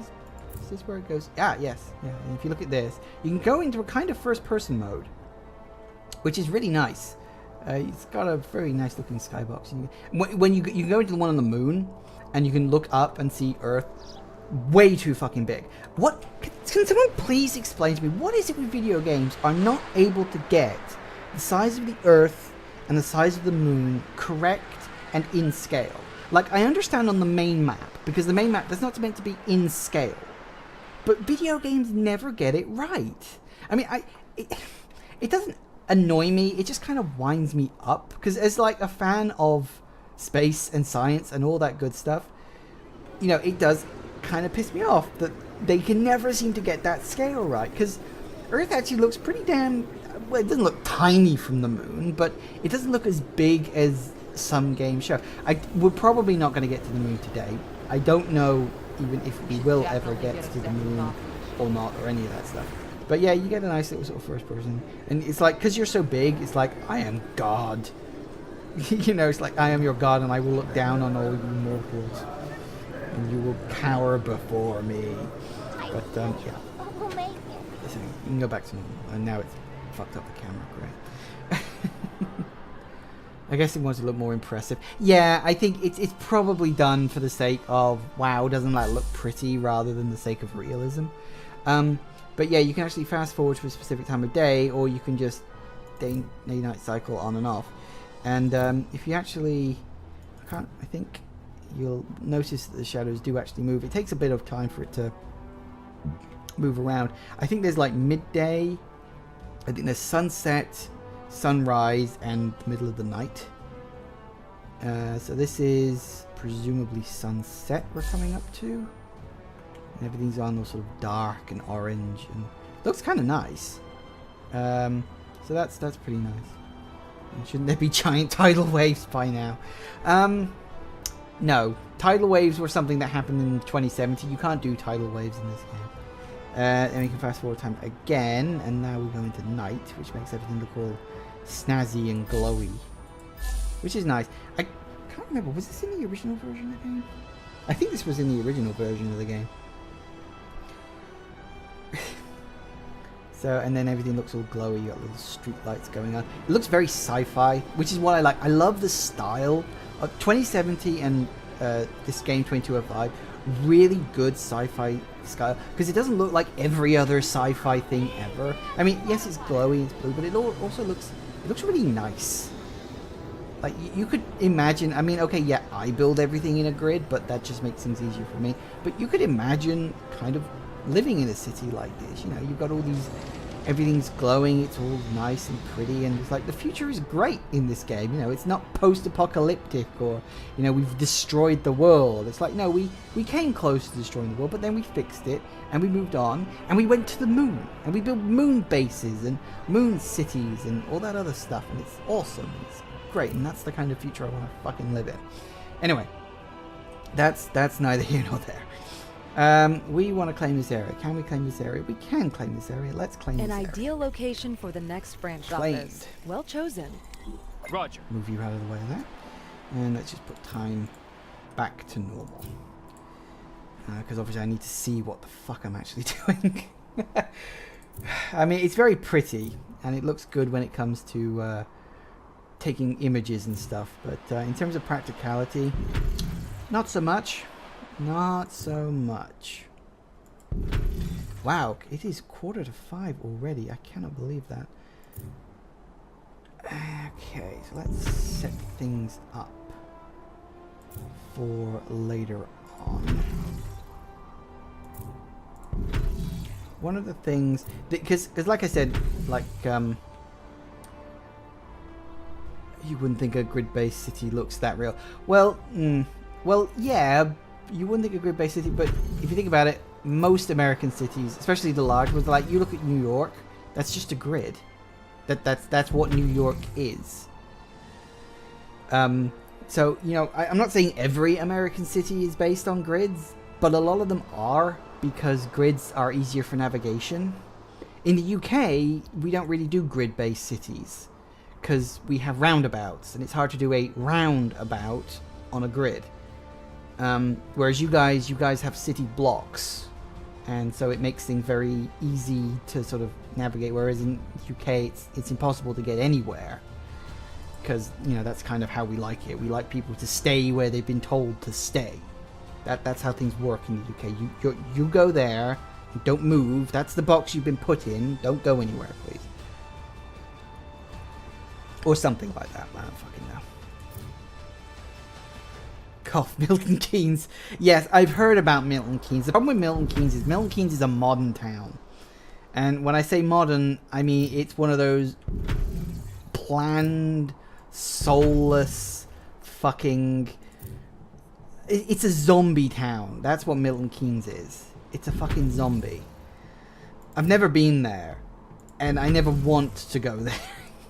Milton Keynes, even in the UK, Milton Keynes has a reputation for being a really bad town, because it's planned. You know, it's a modern, planned, grey, artificial town built during like the 70s and the 80s, like during that era where concrete was just fucking everywhere. You grew up in Milton Keynes. You have my eternal sympathies. I am so sorry. What is that? Connor with a H? Choner? Is it Choner? Or is it Connor, just Connor like that? Is it Choner or Connor? Which one is it? It's probably Choner, and I'm just being... I'm sorry, I don't mean to insult you. Yeah, Milton Keynes is... yeah, that's Milton Keynes. Which is ironic, really, considering I'm complaining about the way Milton Keynes looked and everything laid out in a grid. Considering what I'm about to do to this city here. This is going to be a big grid. Yeah. Would you believe... The town I live in is a bit like that as well. Yeah, it's not that it's a bad place. Actually, can I move these across a bit? I probably can. I'm gonna have to destroy these. God damn it! Don't worry, I get a full refund for it. There we go. And I mean, where I live, it's not a bad place. There's just nothing here. Like, seriously, we got the internet, I think about 4 years ago. You know, and like people complained, like apparently the horses that draw the carts were spooked by the internet. And like the cinema in town only opened up like 3 years ago. I'm joking about the internet, but I am not joking about the cinema.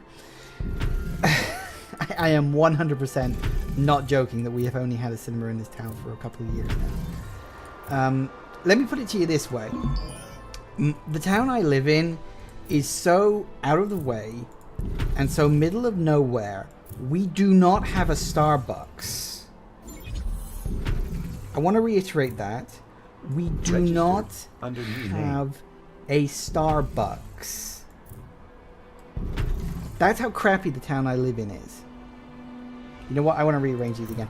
I don't mean to keep deleting these every 5 fucking seconds, but I'm a stickler for like specifics, and I want them butting up against that thing over there.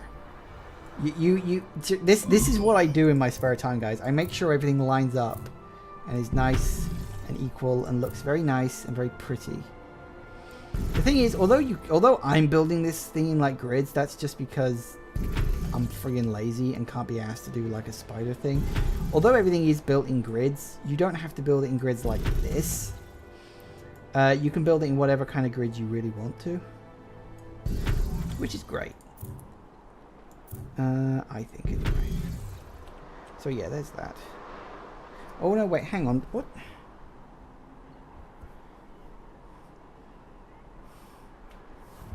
Tiny town next to a mountain. I'm not next to a mountain. This is actually a river town where I live. So it's actually in the middle of a valley. Is there a benefit to building in grids other than efficiency? Kind of, yes. It does kind of all come down to efficiency. You see, what it comes down to is, you see, you've got these, the public information building, which gives your kind of lower level needs. And the operators have one as well, which is the police station. Can you fit another row of dwellings if you didn't have that line of roads in the center? Sorry, what do you mean? Couldn't fit another row of dwellings if you didn't have that line of roads? Oh, you mean, why do I do it in the 2x5? Is that what you mean? Yeah, the reason why you do it in a 2x5 is when it comes to these...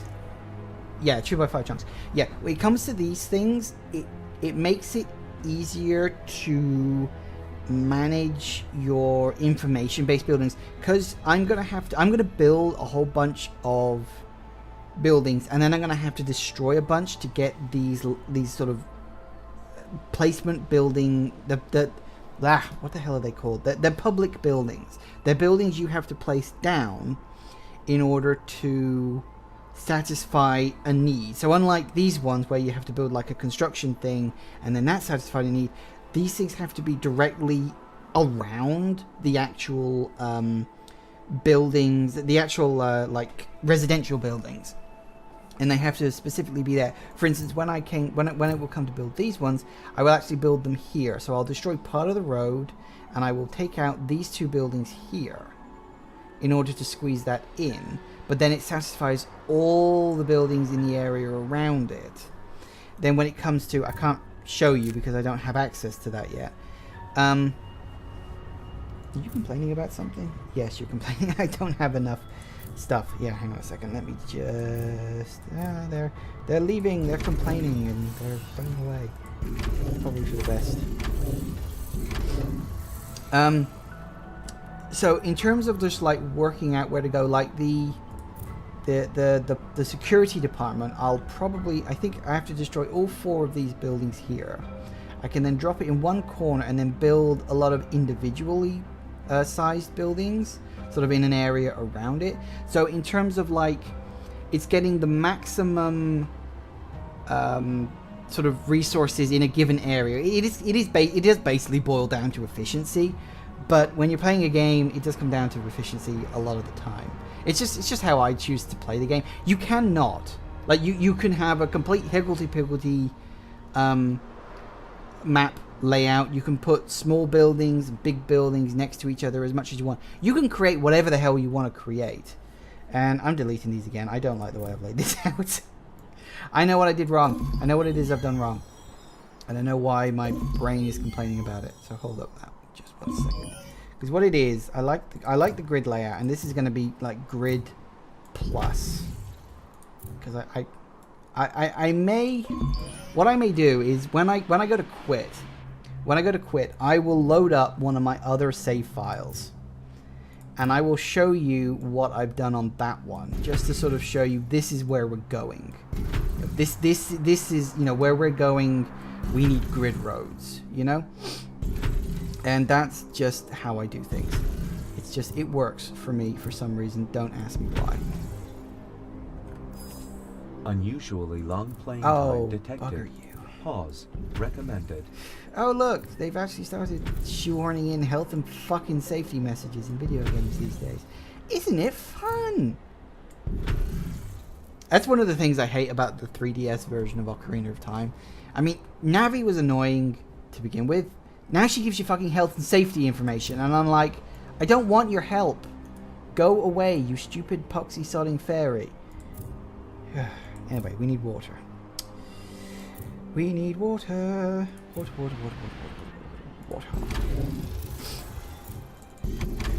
Because we're actually going to delete all of this here. I'm going to delete once this city's grown up a little bit. Once I feel like I've got like enough here, I'm definitely going to delete all this, because most of it I don't really need. Get rid of that and get rid of that. Oh yeah, Navi's totally capable of breaking the fourth wall. She will say, you've been playing for a long time, why don't you take a break? And I'm just like, let me decide when I'm going to take a freaking break, okay? I don't need you listening me and getting me to play the game. Or to not play the game even, get it right. So, do all that. Because we've got 30 of that, 20 of that. Let's just delete 1 second. Long time. I've only been playing for 2 hours. Yeah, I know. Like, a long time should be like 12 hours. That's a long time, isn't it? You know, a couple of years. That's a really long time.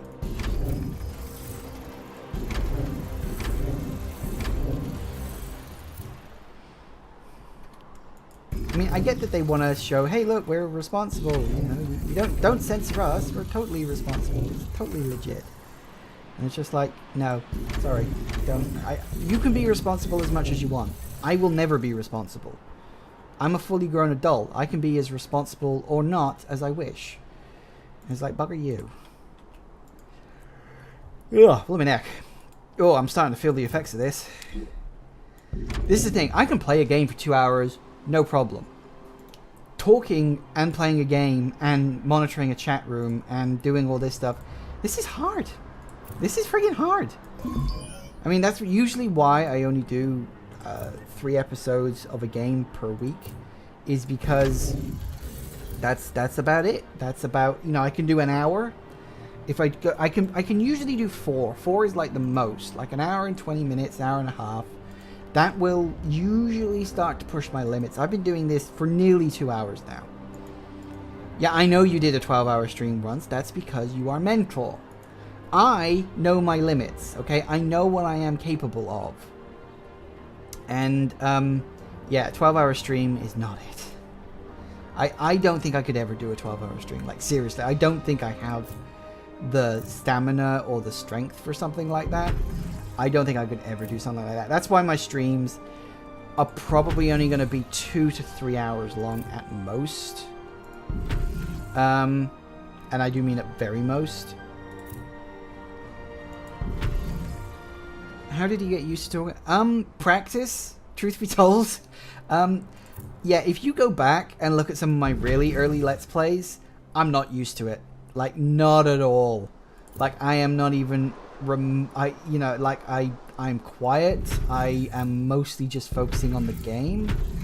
That's pretty much all I ever did in my early Let's Plays. Like, you go back and watch my Fusion, my Metroid Fusion Let's Play, I'm quiet for like 50% of that. I barely say anything for a good chunk of that Let's Play. And in fact, I remember when I posted that up to a Let's Play forum, it was one of the things that I was constantly called out at. It's like, you don't talk enough for a proper Let's Player. I'm like, it's my first Let's Play, give me a break. Even the guy who, like, accepted me, because I had to, like, prove myself as a Let's Player. He said, like, well, you don't talk enough for my taste, but I suppose I can let you in, because you don't actually break any of the rules we do. I'm just like, fuck you. I don't need this passive-aggressive bullshit. And, yeah, like, Let's Players these days are Never dicks. guessed you'd be so conservative. Come on, make your voice count. Go away. I'm not interested, woman. Like, really, so not interested. Peachy. That's Peachy. Oh, yeah, Let's that's right. see how you do on the next job. Okay, attach an engineering boat to your command ship. Yay, let's do that. Where the fuck is my command ship? No, that's the wrong button. I pressed the wrong button. That's my mistake. What's the, what's, oh, that's right. Tab. There we go. Roger. Right. Where are they? They're up there.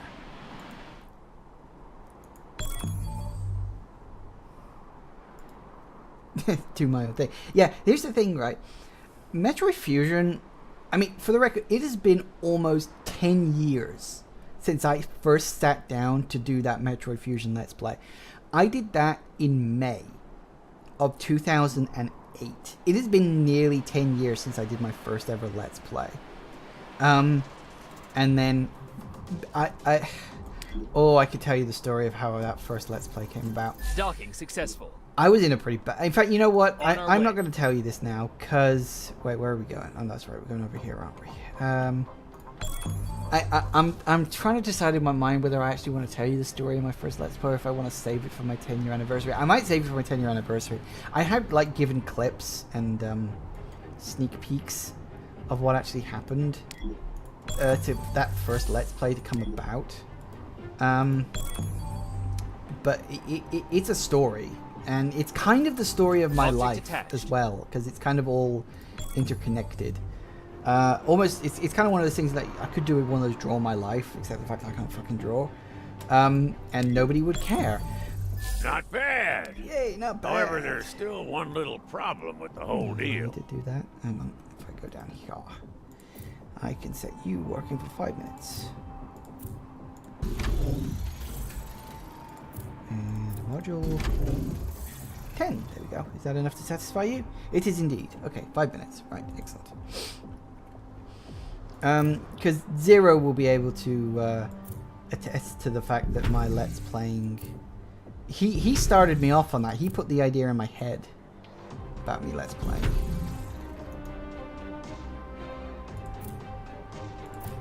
I mean, there are a lot of Let's Play forums around, or still around now. Some of them are elitist. The problem is, of course, is that you've kind of got this 50-50 split of Let's Play places where if you can post your videos, that's all you get. Like a Let's Play forum that allows you to post your videos, you get nothing but posting videos.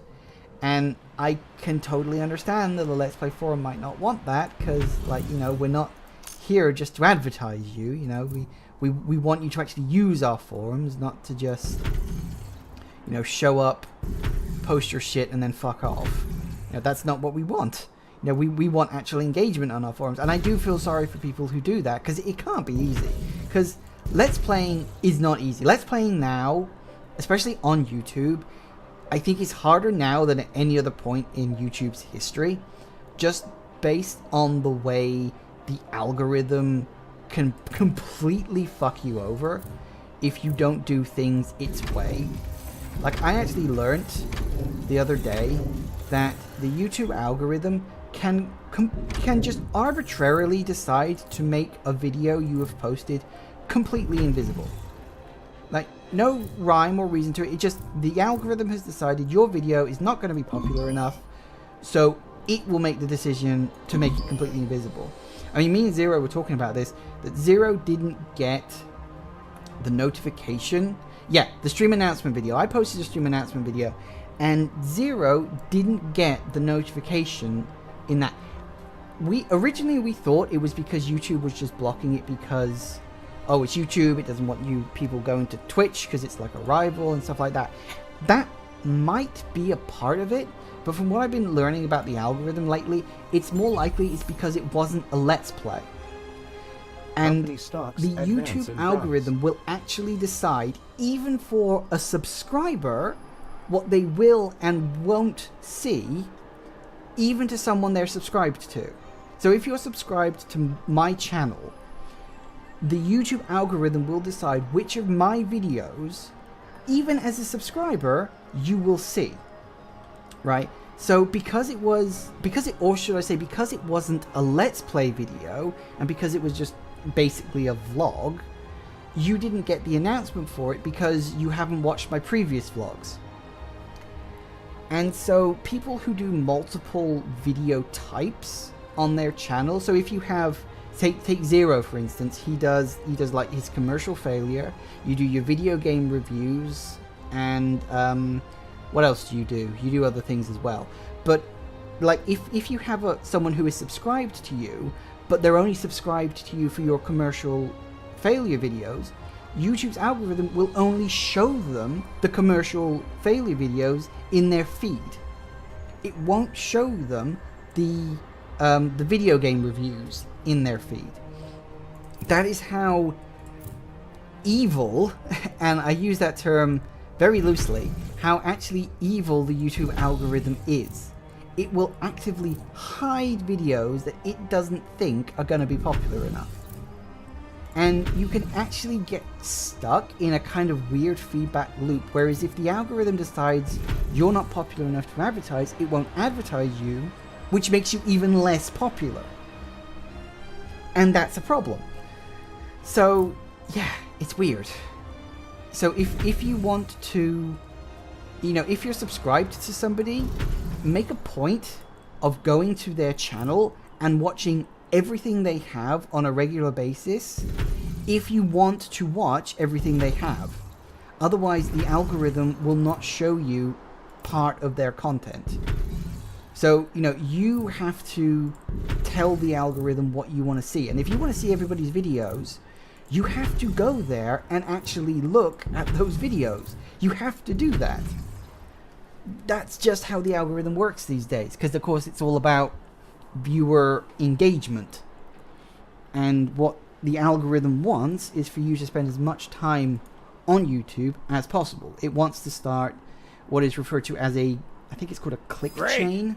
Then you can take care of this here too. Where you click on one video and then another video and then another video and another, and it wants you to do that. And the algorithm is what decides what the click chain should or indeed shouldn't be. And that is why it's harder now to get going on YouTube than at any other point. Because the algorithm can actively work against you and your channel. And I mean, it's one of the reasons why my channel has not grown at all. Is probably because the algorithm isn't advertising it. you know, I'm trying to play the YouTube game properly. You know, I'm trying to do what YouTube wants. And it's hard. It is really, really friggin' hard to actually do that. Oh, my throat is starting to kill me. Excuse me. Anyway, so this city's coming on a long while. It's getting big, but it's going to get much bigger. I am literally going to take this city all the way down. Just city all the way down, you know. Because that is going to... I mean, you just have to see how much money I've got coming in. Now I've got like 14,000 coming in, which is much, much better. And all the grids. As I said, it's pure efficiency. That's the only reason I'm doing this. What time we got? It's 10 past 5. I'm probably just going to go on till 5:30. I could go on a little longer than that. I definitely don't want to go past 6. Because that's getting on towards dinner time for me. And I want time to rest before dinner time happens. Because I got to cook dinner too. And yeah, that kind of happens. I hope the time for the stream has been okay. I know that loads of you on like the west coast of America are probably you know, it's like really early for you guys, and I apologize, but that's time zones. I can't control that, and I can't stream in the evenings because people I live with would complain if I was making this much noise too late. So we'll just have to deal with that kind of stuff. But it'll be fine. We'll be totally fine. Corporation value has risen. Oh God, I am so tired. This is the thing, right? I've been doing this for just over 2 hours. I am knackered. I am absolutely freaking shattered. This is so... It's hard. Want justice. This is what happens to those who oppose it. Oh no! What's happening? Ah, right. Yes. Yeah. Remember the things I told you about? These are the invasions. These were one of the things added in the Frontiers DLC. And as you can see, yeah, they're just kind of swarming in now. So what you have to do is you have to go down here and you call your fleet. Yes, I would like to call my fleet. It takes about, I think, a minute to show up. And so you get these little, they're just little pop-up facing delays. quests. Cause transporter shortage. I know. Okay, I know. Okay, shush, shush. We're under fire. Yeah, I know. Shut the fuck up. So yeah, you just have to bring your people in. Probably gonna need to We're under fire. Here. Much better. You guys complaining? Nope, you're fine. You're fine. You're fine. Okay. So we just wait for our guys to show up, and then we kick their arses. Fleet arriving. Where are you? You are at the bottom of the screen. There you are. Aha! Right, time to kick some arse. All hands engage. One of the good things about these invasions, it's a great way We're to under earn fire. combat experience without having to go into the combat levels all the time. Because originally the combat levels was the only place that you could earn combat experience. Full speed ahead. But now you can actually earn combat experience without ever having to set foot in it, except for that first one, like I said. The first one, just you always end up with that. Self-repair. Running. Coordinates confirmed. There we go. Lots of pretty destruction. Target acquired. The problem with the targeting is they only move to where they were told to go, and they don't really... They will chase, but only if they then get past the point where they were first told to go. So they have to go to the dots first, and then give chase to the vehicle, which can be a little irritating at times, but it's fine. It works. Battle stations. They're attacking. The next time will fail. Repair drones launch. Success! And there you go. Invasion repelled. That's how it works. Works very, very good. And you get little bonuses for them. Like, I think, obviously I got the combat experience. I think I got some iridium out of that as well. I think I wasn't really paying attention. It's just lovely, lovely, pretty grids. It's nice. It's ordered. I'm rubbing the screen right now. Not like that. Jesus Christ, guys, get your mind out the gutter, honestly. Okay. Everything's nice and ordered, and it plays very well to my minor amount of OCD. I don't really have OCD, I'm just a very tidy person. Nothing wrong with that.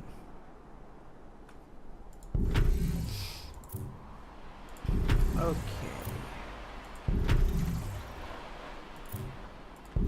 Grids. Build more shit. And we'll be fine. Yeah, I think I'm only going to go to half past. I'm really starting to feel the drain on this now. And I'm almost out of water. Should have brought a bigger fucking glass up. It's a rookie mistake. I'm sure I'll do better next time. Out of vague curiosity, have you guys enjoyed yourself? I can't really click links right now. So I'd appreciate it if you could just explain to me what that particular link is. I'm kind of busy.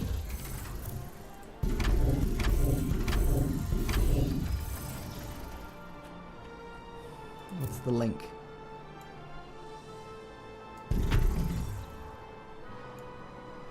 Someone hugging a computer screen. Yeah, well, yeah, that's more or less me. I probably couldn't live without my my computer. It was really bad. Zero will know because we talk like all the time. But I had to actually. I was offline for New level of 6 days. We were having some renovation work done in the house, specifically in my bedroom, and I had to pack my computer away, essentially to just stop the dust getting into it. Like, my computer costs, I'm too embarrassed to tell you how much it costs. It's a large amount of money, and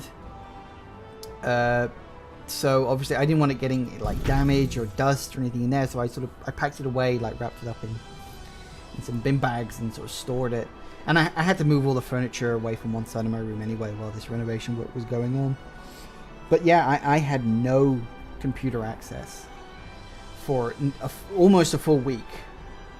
I mean, fortunately, I still had my Switch, and I still had my 3DS, because I was smart enough to take my Switch dock out of that room and set it up just downstairs in the dining room. Because I plan ahead for this shit.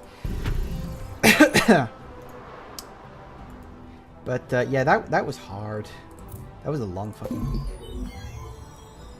That was a really long fucking week. Okay, so we get rid of all of this now. There we go. Get rid of that. Didn't get rid of these two. Right, so that can all go away, because we really don't need that shit anymore.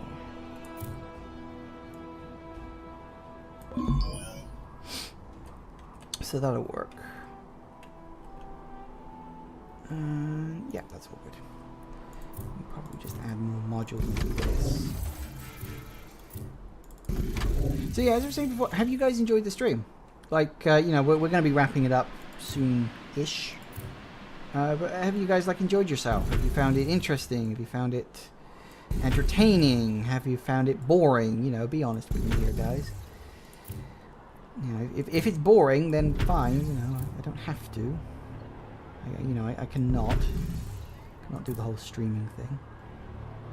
So yeah, I mean, seriously, what do you guys think? Have you had fun?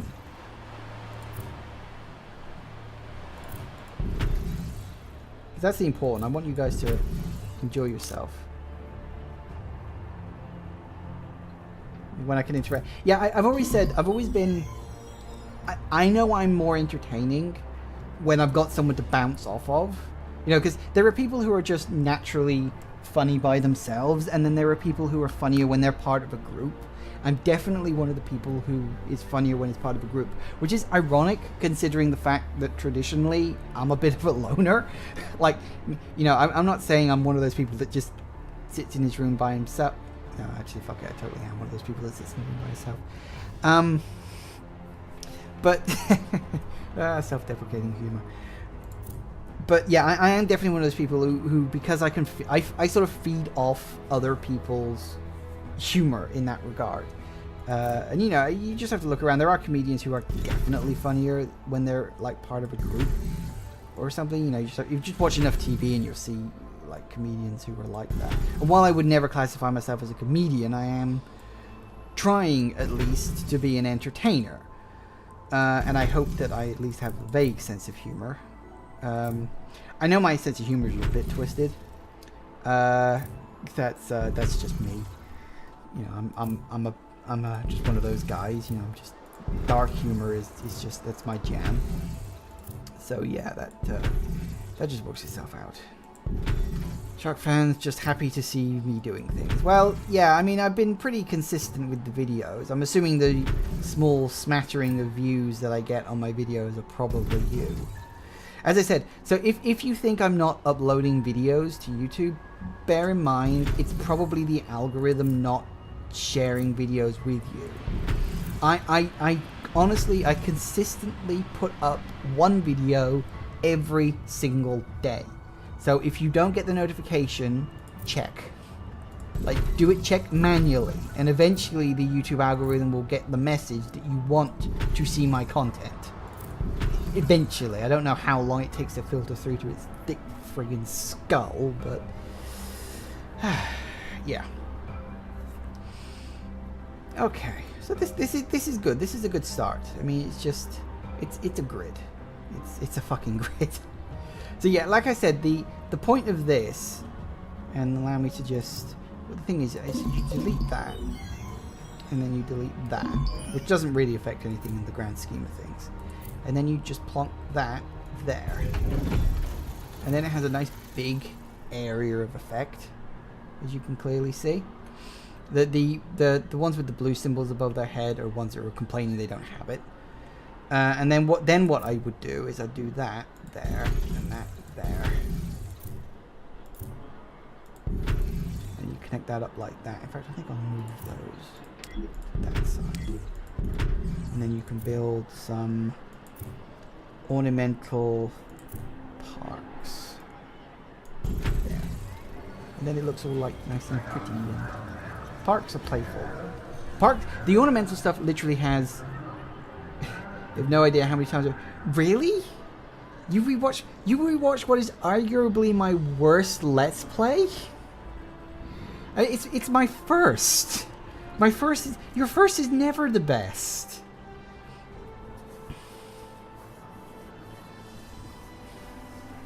I will be honest, I don't quite understand why you like my Fusion Let's Play, but if that's what you like, I am not going to argue too much. You know, whatever it takes to keep you going throughout the day, right? So yeah, for the record, ornamental stuff, it doesn't do anything. They are literally just ornaments. They just are. They just beautify your settlement. They don't do anything other than just they're there, and they exist. And you can add them in, just add a bit of, I guess, flavor to your city. So it doesn't just look like this.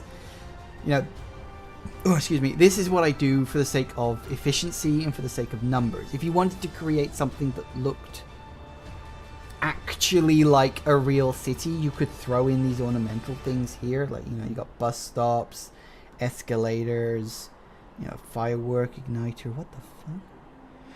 You got car parks. Because why the hell not? Some of these things you can unlock. I can't remember, is that? Yeah, that is a statue. If memory serves, that statue will only unlock if you've completed the game. Actually, is that it? I think that's the statue unlock once you've completed the game once in expert mode, which I have done in the past. Expert mode can be trickier. You've really got to watch your numbers, like, really carefully. I would probably not be able to just build the city in the way I've done here if I was playing it in expert, at least not outright. I could probably build up to something like this. But you wouldn't be able to just do this so kind of carefree in the way that I've done it here, you know. So, yeah, it's been going fine. It's been going good. I think I'm probably just going to leave it off here. Like I said, one thing I will show you before we get to that. Oh, I can do that. Do I have super alloys? No, that's biopolymers. Which one's super alloys? Aluminium. Do I not have the... No, that's... no, I remember what the super alloys is now. Okay, yeah, I said that I was going to show you the other level that I've done, and you'll see the madness. Hang on, title screen. There we go. Manage corporations. Welcome. Do you need some information? Hey, look, here's some of the just names I've got, just because. Which one was the one I was last really playing on well? Was it Evergreen? Probably Evergreen. Let's try that. Experiments cannot proceed. Shh, shut up. Yeah, here we go. You look, this is what you get like late game. You got your moon things here, you got your space station, your tundra. But yeah, I'll show you Wild Walker Bay in this one. You'll see the madness in this when we zoom in. I don't know where it'll drop me off. Oh, right here. But yeah, look, that's my city. This big orange blob, this is my city. This is what it looks like, guys. There's your city. You got all the lower classes here, then the next class here, and the next class here, and then the really big, fucking big class up here. And these are the buildings I'm talking to you about, and about how, because of the amount of space they take up using the... Whoop, sorry, that's a bit too far. Using the grid system works. Like, this one is obviously, it's going across 2, and it's taking up 1, 2, 3, 4, 5, 6, 7, 8 of these things. But it fits in very neatly with these buildings around you here. And then you've got, like, these buildings here, which also take up space. You've got these ones here, which, again, take up another big-ass load of space. And you've got these ones here. And these are all, like, late advanced, futuristic New York. Yep, space shuttles and everything. If you go down to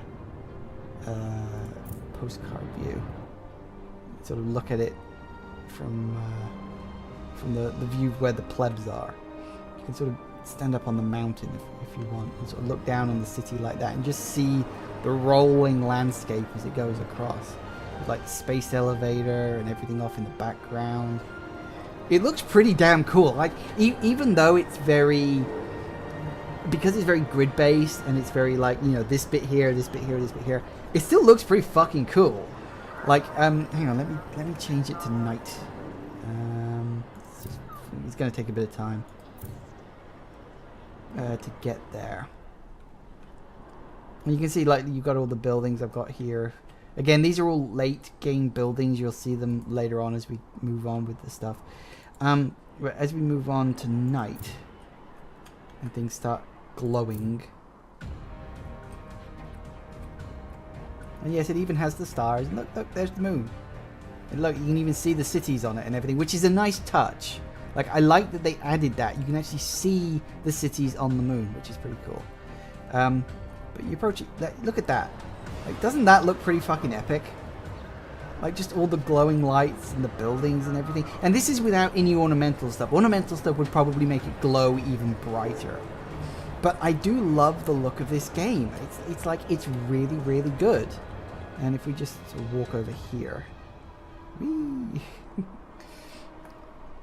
Let's move up to, whoop, move over to there. You can see it from this angle. Actually, no, let's go over here. I mean, that looks pretty cool, doesn't it? I mean, look at that. Look at these buildings. They're amazing. You can see all the lights on them and everything. It's very techno-heavy, and I like that. Like, in this world, the future is fucking bright. And I like that it's bright. You can just see all the glowing lights and everything. And It's lovely. I love the look of this game. 2070 and 2205, really great sci-fi games, which is why I'm a little disappointed they didn't go even further into the future with the next game. Let's go inside the building and have a look. Oh no, it doesn't work. Yeah, you can always pretend that you're Godzilla. You can't destroy anything though. But yeah, I mean, it's just I do love the look of this game, and like the details, the fact you can actually see people like walking around. Future so bright you gotta wear shades. Well, yeah, pretty fucking high to enjoy it, I'll tell you that much. But yeah, it's really good. And like I said, I'm a little disappointed they've gone again back to the historical stuff, because I've played 1404, I played 2017, and I played 2205. And of the three I've played, 2017, 2205 are definitely my favorites. Partly that does come down to Anno 2601. You know what? I would love that. I would love it if they took this concept to the next level, and you could build like on other planets in the solar system, because we've got Earth and we've got the Moon. Like if you took it even further into the future, say you did 2601, because of course that would add up to 9, of course. Imagine if you were able to build like a place on Mars, and you could build a place on one of the moons of Jupiter and Saturn, and maybe the goal is to get all the way out to friggin' like Pluto or something. I know it's not a planet, but fuck it. And you know, you could build on Mars, you could build on the ice world Europa, you could build on Titan around Saturn. And you could even go into it. You could build on Venus and maybe even on Mercury as well. And you would have to mine these things, and you have to ferry shuttles back and forth between the planets. That would be a really good, like, Anno game. I honestly think that is where the Anno games should have gone next. But too many people complained about this one, and I think in a way they were worried it might have been the futuristic thing, because a lot of people did complain. Like, a lot of people complained about the futuristic thing. They accepted it in 2070. Because they said, oh, it's a one-off, it's futuristic. Now, Anno should always be about the past. I'm like, I like the futuristic stuff. You know, this is my jam. I prefer the futuristic stuff to the historical stuff, because history fucking sucks. Better get ready. Things were just bad in the past. You know, they were no good. And so it's like, that is where I'd like to see them go. That being said, there is a game. I'll leave you on this beautiful cityscape there. There is a game. Oh, shite. I cannot for the life of me remember it. It's coming out on Steam, I want to say soon. I think it's like in about 2-3 weeks or something like that. Where you can build sort of 50s sci-fi cities on Mars. Like, all the cities are in giant domes, and you can build cities in that. I don't know if I'm going to Let's Play it. I could stream my first playthrough of that. I don't know, because I'm not sure what I want to stream next. I don't know how often I'm going to stream at the moment. I'm hoping for every other Sunday. So, like, you know, at least for now, to do it every other Sunday, because that then gives me a Sunday off. Because between work and YouTube and now live streaming, I have a very, very busy schedule, and occasionally I'm gonna want a fucking day off, guys. Like, I need a day to relax. So I'm thinking just streaming every other Sunday. So the next stream would be again at 3 o'clock, 3 o'clock, you know, UK time, and whatever that was in American time. I can't even remember now. What is it? It's -5, so it would be 10 o'clock on the East Coast. And it's 7 o'clock if you're on the West Coast. So, yeah, don't we all need a day off? Yeah, we do all need a day off. 7 a.m. Pacific, yeah. So it would probably still be 3. It would just be in a fortnight time. I don't know if I would ever up it to every Sunday. Depends how popular and, you know, how much people like the streams. You know, whether, you know, you want me to stream more often or not. At the moment, I'm thinking every fortnight, because me and Zero also need time to sit down and record Minecraft every once in a while, and Sunday tends to be the best day for recording that. If you haven't seen it, check out my YouTube channel. Hang on a second, let me just... Oh, shoot, that's not right. Hang on, let me just come out of that. And go here. Hold up. Yeah, that. Oh, I need to hold that front. Yeah, go there. Let me just... Come on, there we go. And we do that. That works.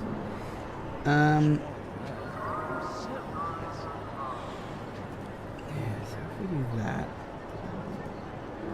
and we'll put you... Oh, no, that ain't it. Ah, crap. Nope, that, and then go there. Just shrink that down. Give me a second, guys, give me a second.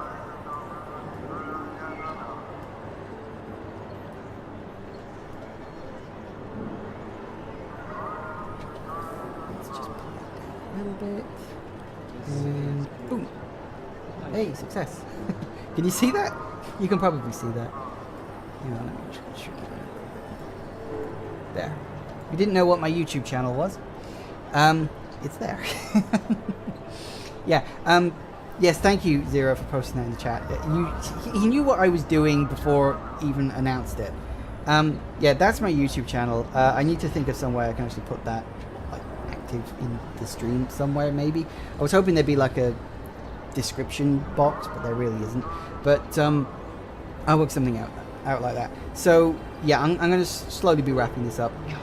Please subscribe to my YouTube channel. I post a Let's Play video every day. It goes up at exactly midday GMT, which would be, what is it, -5. So it would be, I don't know, so 7 o'clock AM Eastern and 4 AM Pacific. Fucking time zones, guys. Jeez Louise. So yeah, please subscribe to me on YouTube. If you've just dropped in randomly, if you're not already subscribed to me on YouTube, you dropped in randomly, please subscribe to my YouTube channel. As I said, one video goes up every single day, alternating typically between 2 games that I'm Let's Playing back to back. And Mondays is always Minecraft, which I play with my sort of partner in crime, Zero, Test Zero in the chat. So yeah, I do that, and so obviously, as I said, we need time to be able to sit down and record those, because usually we sit down for 3-4 hours at a session, so we have a whole bunch of episodes going up. Launch the missiles! No, they're not missiles. No, they're space shuttles. Yeah, I'm not doing a Let's Play 2205. 2205 is purely streaming. I was going to do a Let's Play 2205, but then I thought, actually, no, it'd be more fun to do it on stream, I think. Yeah, I have a short in number but long in length series on 2070, which was the first Anno game I ever played. There's 4 episodes of it, but each episode is now like an hour and a half long, because it was back when I'd recently been given the ability to do more than like short little episodes. It's like, oh god, I can do an hour and a half. And again, because as I said before, it was kind of emulating this other series I sort of had watched at the time. So you can go check those out. There are plenty of other games on my YouTube channel. I do platformers, I do horror games, I do puzzle games. I should have something for everyone there. So feel free to check out my videos. You can subscribe if you're not already subscribed. Most people in the chat probably are. Yeah, and also if you have any suggestions for other games you'd like to see me stream, I mean, obviously, you know, if I don't hear from you guys that much at all, I'll probably just continue Anno. Another game I thought about streaming was Subnautica. That's a really, really fun game. It's recently hit its 1.0 release. I've played it to death. Like, I bought Subnautica back when it first came out, and I have watched this game slowly evolve and change over time. That might be a fun game to stream. Maybe, maybe not. I don't know. I'm on the fence about that one. So yeah, if you have any suggestions for games you'd like to see me Let's Play, you know, leave me a comment on my my gaming channel. If you have any suggestions for streams, again, leave me a comment. I also have a Twitter. The link to that you can find on any video, pretty much, on YouTube. Just go to YouTube. I'm pretty sure the link is on the main page. It's on those little icons you get next to the YouTube banner. And it's also linked in the description of every YouTube video. You've not heard of Subnautica? With a name like Shark Fan, I am genuinely surprised at that. Like, seriously, how have you not heard of a game called Subnautica when you are Shark Fan? And yeah, Zero's just linked my Twitter account in the chat there. If anyone's interested in following me on Twitter, I don't have that many followers on Twitter, but one of the things you will get if you follow me on Twitter is notifications about when I have posted videos. So if YouTube does not tell you I have posted a video, Twitter will tell you I have posted a video. Because Twitter, ironic that Twitter is more reliable than friggin' YouTube when it comes to telling you about YouTube videos. Because you've been focused on Dungeons and Dragons. Well, Subnautica has been a game on Steam in early access for, I don't know, 2-3 years now? Quite a while. I would recommend it. It's basically a survival game, along the veins of sort of Minecraft. You start off with nothing. You can gather a small amount of resources to get more tools and equipment, which allow you to explore further and do more stuff. It follows that kind of ladder. Couple of differences from Minecraft. Firstly, it is entirely underwater, which is amazing. Like an underwater, yeah, it's not quite underwater Minecraft because it also has something that Minecraft doesn't. Research possible. Shush, go away now. It has something that Minecraft doesn't have. It has a fucking story. There is a very clear beginning, middle, and end to Subnautica.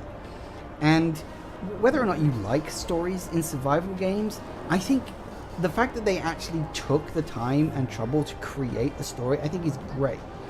Because you look at a lot of survival games, especially ones that are in like early access, and they are so focused on building the resource ladder.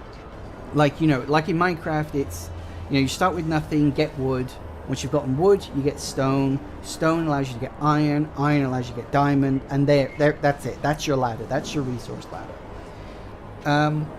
They're so focused on creating this ladder for you to climb, they don't think about what's going to happen once you get there. And while Minecraft is great, because Minecraft is a sandbox, and the whole point is, you can do whatever the hell you want, Subnautica it's not that kind of world. Originally, they did have the ability to terraform the environment, but they dropped that when they decided they were going to create a console version of the game. So that was kind of dropped, and I'm glad that they then instead, I don't think it was instead, I think it was as well, but also focused on the story, because the story, I think, helps to pull you through the game. You want to see where this is going to end up, and the ending is actually pretty cool. So Subnautica is a game I have considered streaming. Sorry, I go off on tangents sometimes, don't I? But that's why you love me. So yeah, I'm thinking I'm going to wrap this up now. I'm feeling pretty drained, and we've only got about 3/4 of an hour for dinner time. So I'm going to go get a drink, probably a nice cup of tea or some water or something. And I'm going to have a lie down. And then I'm going to have to go cook dinner. That's fun.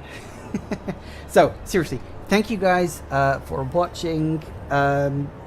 Please remember to like, comment, subscribe, all the usual good stuff. And I'll see you in the next one, guys. Bye. And I'm not going to say goodbye for at least a minute, because that's how long it takes to actually turn off this bleeding thing. Bye. Bye. Bye, bye, bye, bye. Ah, no, that's wrong. No. Stand still. Bye, bye, bye, bye.